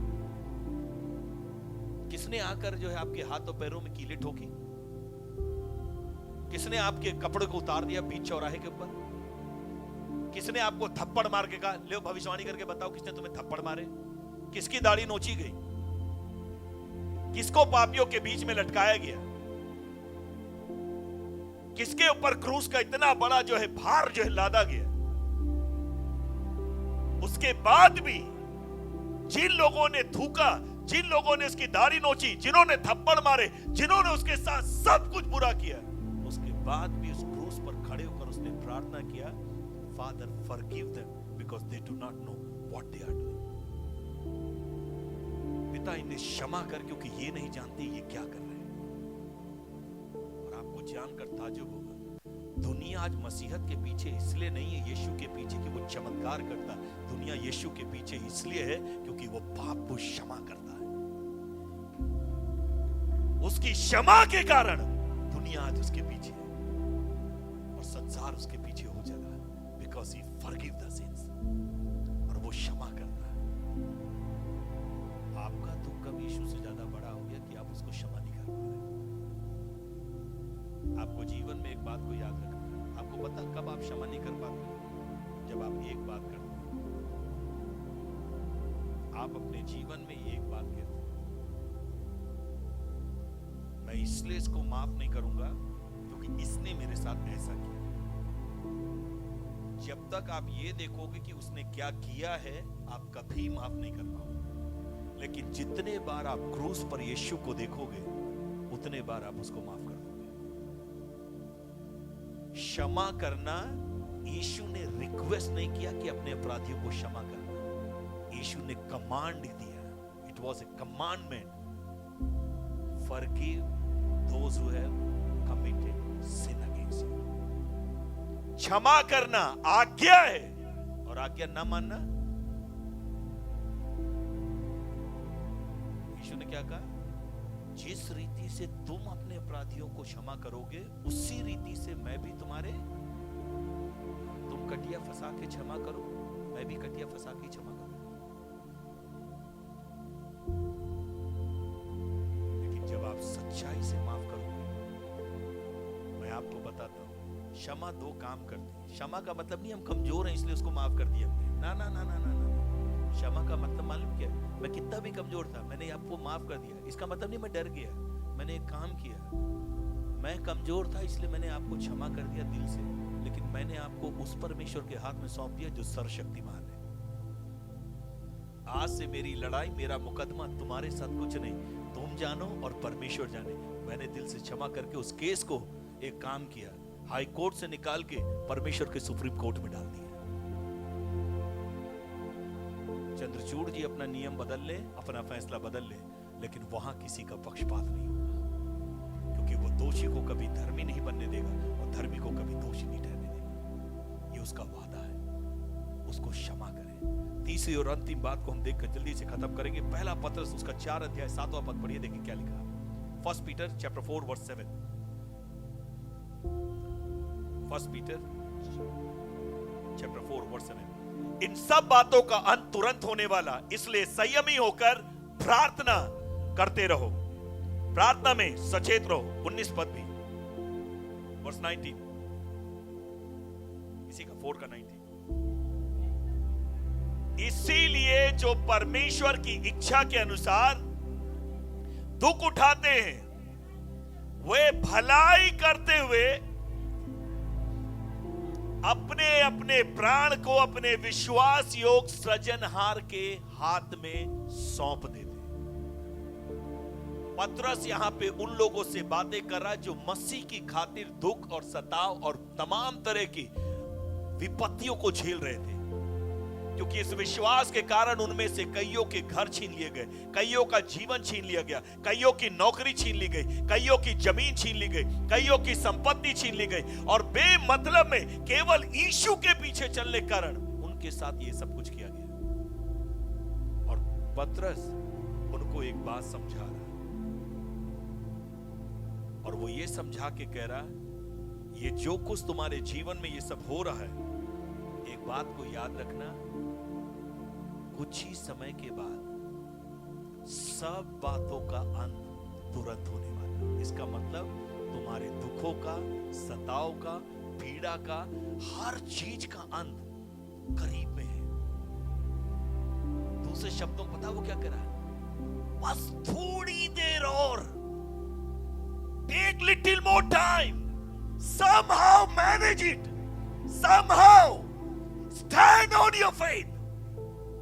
खड़े रहो कुछ समय के लिए और सह लो, कुछ समय के लिए और दुख उठा लो, कुछ समय के लिए और कीमत चुका लो, लेकिन वो समय आ रहा है, मेरा आगमन निकट है और सब बातों का अंत तुरंत होने वाला है। इसलिए संयमी होकर केवल प्रार्थना में सचेत रहो। और मैं तुम्हें बता रहा हूं, तुम एक काम करो, परमेश्वर को केवल ये नहीं भाता कि तुम उसके नाम पर विश्वास करो, लेकिन वो इस बात को भी भाता है कि तुम उसके नाम की खातिर दुख उठाओ। आज यीशु पर विश्वास करने वाले बहुत हैं, लेकिन उसके लिए दुख उठाने वाले बहुत कम हैं। जबकि 2 तिमोथी 3:12 में लिखा, जितने मसीह यीशु में भक्ति का जीवन बिताना चाहते हुए सब सताए जाएंगे। आज की तारीख में आप तमाम हमारे देश में होने वाले विरोध को पता नहीं कैसे देखते हैं आप। इस समय यूपी सबसे टॉप लिस्ट में है, सबसे टॉप लिस्ट में। लेकिन मैं आपको एक खुशखबरी बताता हूं, इस सताव ने आकर 3 काम कलीसिया के लिए किया। नंबर 1, डिनोमिनेशनल बैरियर को परमेश्वर ने तोड़ दिया।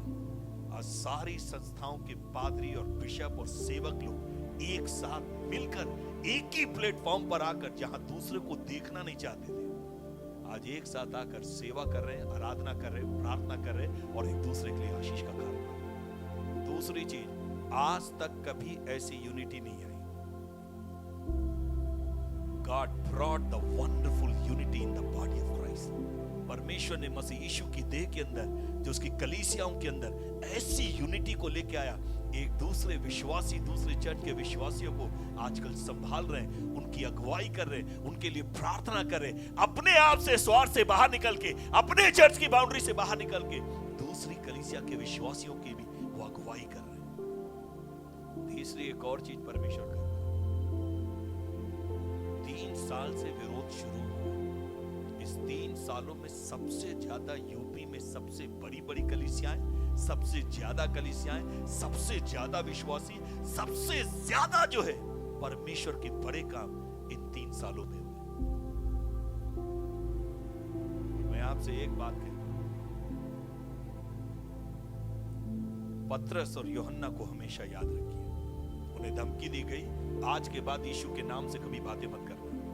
उन्होंने एक ही लाइन उनसे कहा, जो बातें हमने अपनी आंखों से देखी और अपने कानों से सुनी, क्या हम उसे ना कहें? आपको पता कौन लोग गवाही बंदी करेंगे?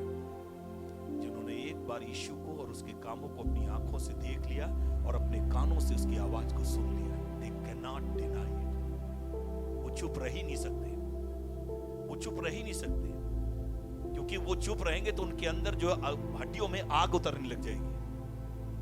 वो रुक ही नहीं सकते, कितना आप उनको रोको, वो घूम फिर के यीशु का नाम लेंगे, घूम फिर के यीशु की गवाही देंगे, घूम फिर के लोगों के लिए प्रार्थना करेंगे, घूम फिर के आराधना करेंगे, घूम फिर के वचन पढ़ेंगे, घूम फिर के लोगों के लिए मध्यस्थता करेंगे और परमेश्वर के बड़े कामों को देखेंगे। और यहां पर पतरस इसी चीज को देखकर उनसे एक बात को कह रहा है, तुम एक चीज को याद रखना, उन्होंने हर एक सताव को 2 चीजों में देखा। जितना बड़ा सताव है, जितना बड़ा विरोध है, परमेश्वर 2 काम आपके लिए करेगा। पहली चीज, उतना ही बड़ा और उतने ही ज्यादा लोगों के बीच में अवसर है यीशु का परिचय कराने के लिए। और दूसरा, पवित्र आत्मा की सामर्थ को प्रकट करने के लिए, अपने विश्वास का पूरी दुनिया के सामने, विरोधियों के सामने अपने विश्वास का प्रकटीकरण करने के लिए। ये इसी के लिए ये सताव आता है। और बाइबल कहती है, बहुत अच्छी बात लिखा है प्रकाशित वाक्य में, वो जो बड़े कलेश से होकर गुजरे हैं, परमेश्वर स्वर्ग में उन्हें श्वेत वस्त्र पहनाएगा और अपनी महिमा में उनको लेकर आएगा। जितना बड़ा सताव है, उतनी बड़ी बेदारी है। कलीसिया का इतिहास ये बताता, जब जब कलीसिया पे सताव आया, परमेश्वर ने 2 काम किया। पहले प्रूनिंग किया। जितने फर्जी मसीह बने थे, है ना, गेहूं के चक्कर में, दलिया के चक्कर में, नौकरी के चक्कर में, है ना, छोकरी के चक्कर में, सब भाग गए, कलीसियाओं से गायब हो गए। अब पता है कौन रुके खाली? जो सच में यीशु को देखकर आए, उसके वचन को देखकर आए, पवित्र आत्मा की सामर्थ के द्वारा उनके जीवनों में आश्चर्य कर्मों गवाही हुई, उसको देखकर वो आए। और आप एक चीज को देख सकते हैं, इसीलिए अब परमेश्वर चुने हुए लोगों को रख रहा है और एक काम कर रहा है, सेवकों को रख के उन्हीं के द्वारा परमेश्वर अपनी बेदारी को उतारेगा। और मैं आपको प्रोफेसी करके कह रहा हूं, 2024, 25 और 26 इस देश की जागृति का कारण होगा। आज तक दुनिया ने ऐसी जागृति नहीं देखी जो परमेश्वर इस देश भारत को दिखाने जा रहा है। दुनिया के अंदर बहुत से लोग इस समय में, हर एक व्यक्ति इस्लाम सोच रहा है इस्लामिक ये देश बन जाएगा, बौद्ध के लोग सोच रहे हैं ये बौद्धिस्ट देश बन जाएगा, हिंदू व्यक्ति ये सोच रहा है कि राम राज्य आ जाएगा। मुझे नहीं मालूम इन राज्यों के बारे में, बट एक बात गारंटी से कह रहा हूं, कोई राज रहे और आए और ना आए, परमेश्वर का राज जरूर आएगा और वही खड़ा रहेगा। God will going to build his kingdom. Kingdom of God will come upon this earth and fill this nation with the kingdom of God. परमेश्वर एक काम करेगा, यीशु का राज जरूर आएगा और पूरी दुनिया के सामने हर एक घुटना उसके सामने झुकेगा, हर जीव ये मानेगी यीशु मसीह ही प्रभु है, यीशु मसीह ही प्रभु है, यीशु मसीह ही प्रभु है, उसके अलावा कोई नहीं। Whenever God is pruning you, pruning के समय में एक बात को याद रख लीजिएगा, God is not only pruning you, but He is proving to the people, proving to the devil, still my son loves me. वो खाली आपको छांटता काटता नहीं, उस समय में एक और काम करता है, शैतान को जाकर कहता तेरी औकात है तो इसको हटा के दिखा। जैसे अय्यूब से उसने क्या कहा, अय्यूब के लिए शैतान से क्या कहा, जा एक काम कर, केवल उसके प्राण को छोड़ के जो करना ले ले उसका। उसने कहा एक बार तू ले ले, देखना है तुझे कोसेगा। उसने क्या कहा, कहीं नहीं कोसा। क्या परमेश्वर आपके बारे में शैतान को चुनौती दे सकता है? जा इसका जो कुछ छूना है, जो कुछ लेना ले ले, इसकी नौकरी ले ले, इसका परिवार ले ले, घराने ले ले, बच्चे ले ले, इसकी संपत्ति ले ले, कुछ ले ले, फिर भी ये मुझे कोसेगा नहीं। और ये एक ही बात कहेगा, परमेश्वर तूने दिया, तूने ही लिया, तेरा नाम धन्य हो। आपको पता सबसे ज्यादा तकलीफ आपको कब होती है? जब आपको ये लगने लगता है ये मेरा है। जब तक आपके मन में ये बात है, कुछ भी, अरे आपकी सांस आपकी नहीं है तो फिर कहां से, आपकी परछाई आपकी नहीं तो फिर क्या चीज है? पृथ्वी और जो कुछ उसमें है यहोवा ही का, और उसमें निवास करने वाले भी यहोवा ही के हैं। हम सब लीज पर हैं, कुछ भी हमारा नहीं है। हमारे रिश्ते, हमारे परिवार, हमारी सेवा, हमारी नौकरी, हमारा व्यवसाय, सब कुछ, एवरीथिंग बिलोंग्स टू गॉड। और उसे अच्छा लगता है, हम उसके नाम की खातिर अगर इन चीजों को खोएंगे, God will promise you, he will give you the reward. परमेश्वर आपको प्रतिफल देकर अपनी महिमा करेगा। आइए अपने स्थानों पर खड़े हो जाएं, हम 2 मिनट प्रार्थना में चलेंगे। कितने लोग आज के दिन प्रभु से ये कहना चाहते हैं, प्रभु आज के दिन के बाद से मैं ये पूछना बंद कर दूंगा ये क्यों हुआ। लेकिन परमेश्वर, मैं अय्यूब की तरह एक बात को चाहता हूं, जैसे अय्यूब के लिए आपने कहा, तो ये जान मैं कौन हूं और आज भी क्या कर सकता हूं। प्रभु आज के बाद मैं कभी नहीं पूछूंगा ये मेरे साथ क्यों हुआ प्रभु, मेरी गलती से, उसकी गलती से, इनकी गलती से, उनकी गलती से, कुछ नहीं प्रभु, तूने दिया था, तूने लिया, तेरा नाम था। प्रभु जी आज के बाद से शैतान की महिमा नहीं करूंगा, मैं आपकी महिमा करूंगा, क्योंकि मुझे आपने अपनी महिमा के लिए बनाया है, रचाया है और इस पृथ्वी पर रखा है। परमेश्वर पिताजी, मेरी प्रार्थना है यीशु के नाम में आज के दिन तेरे लोगों को तेरे हाथों में सौंपता हूं। आपने कहा जो डाली प्रभु जिसे आप नहीं फलती उसे काट डालते हैं, लेकिन जो फलती है आपने कहा उससे आप काटते और छांटते ताकि और अधिक फल लेकर आने पाए। पिता, मेरी प्रार्थना आज के दिन से जब भी प्रभु आप तेरे लोगों की छटनी करे परमेश्वर, उनके जीवन में कटाई और छटाई करे, वो एक बात को जानने पाए परमेश्वर, आप इस बात को शैतान के सामने प्रमाणित कर रहे हैं। और प्रभु हम कहीं से भी आपके विश्वास को तोड़ने ना पाए, आपके भरोसे को तोड़ने ना पाए, और प्रभु हम एक ही बात को कहने पाए, परमेश्वर मैं एक बात जानता हूं, निश्चय मेरा छुड़ाने वाला जीवित है। I know my Redeemer is living. पिता यीशु के नाम में मेरी प्रार्थना है आज के दिन परमेश्वर, प्रभु जी तू स्वप्न और दर्शन के द्वारा बातें करने वाले परमेश्वर, यीशु के नाम में अपने लोगों से बातें कर प्रभु, जिस भी प्रोसेस से आप लेकर जाएं वो एक बात को समझने पाए, उस कटनी और छटनी के समय में सब बातों का अंत तुरंत होने वाला है। प्रतिफल को पाने का समय निकट आ गया, मुकुट को पाने का समय निकट आ गया। परमेश्वर की ओर से प्रभु जी उस कन्फेशन का, प्रभु जी उस प्रमोशन का, प्रभु सर्टिफिकेट, करेक्टर सर्टिफिकेट का आने का समय निकट आ गया। प्रभु जी जब आप बादलों पर आए, हम एक आवाज सुनना चाहते हैं, शाबाश मेरे अच्छे और विश्वास योग्य सेवक, तू छोटी बातों में ईमानदार आ और मेरे पिता के साथ आनंद कर, राज में आनंद कर। पिता जो कुछ खोया है यीशु के नाम में दुगनी रीति से उनके जीवन में लौटने पाए और आपका नाम महिमा पाए। एक एक को आशीष दे और अपनी महिमा प्रकट करे। विनती को सुन यीशु के नाम।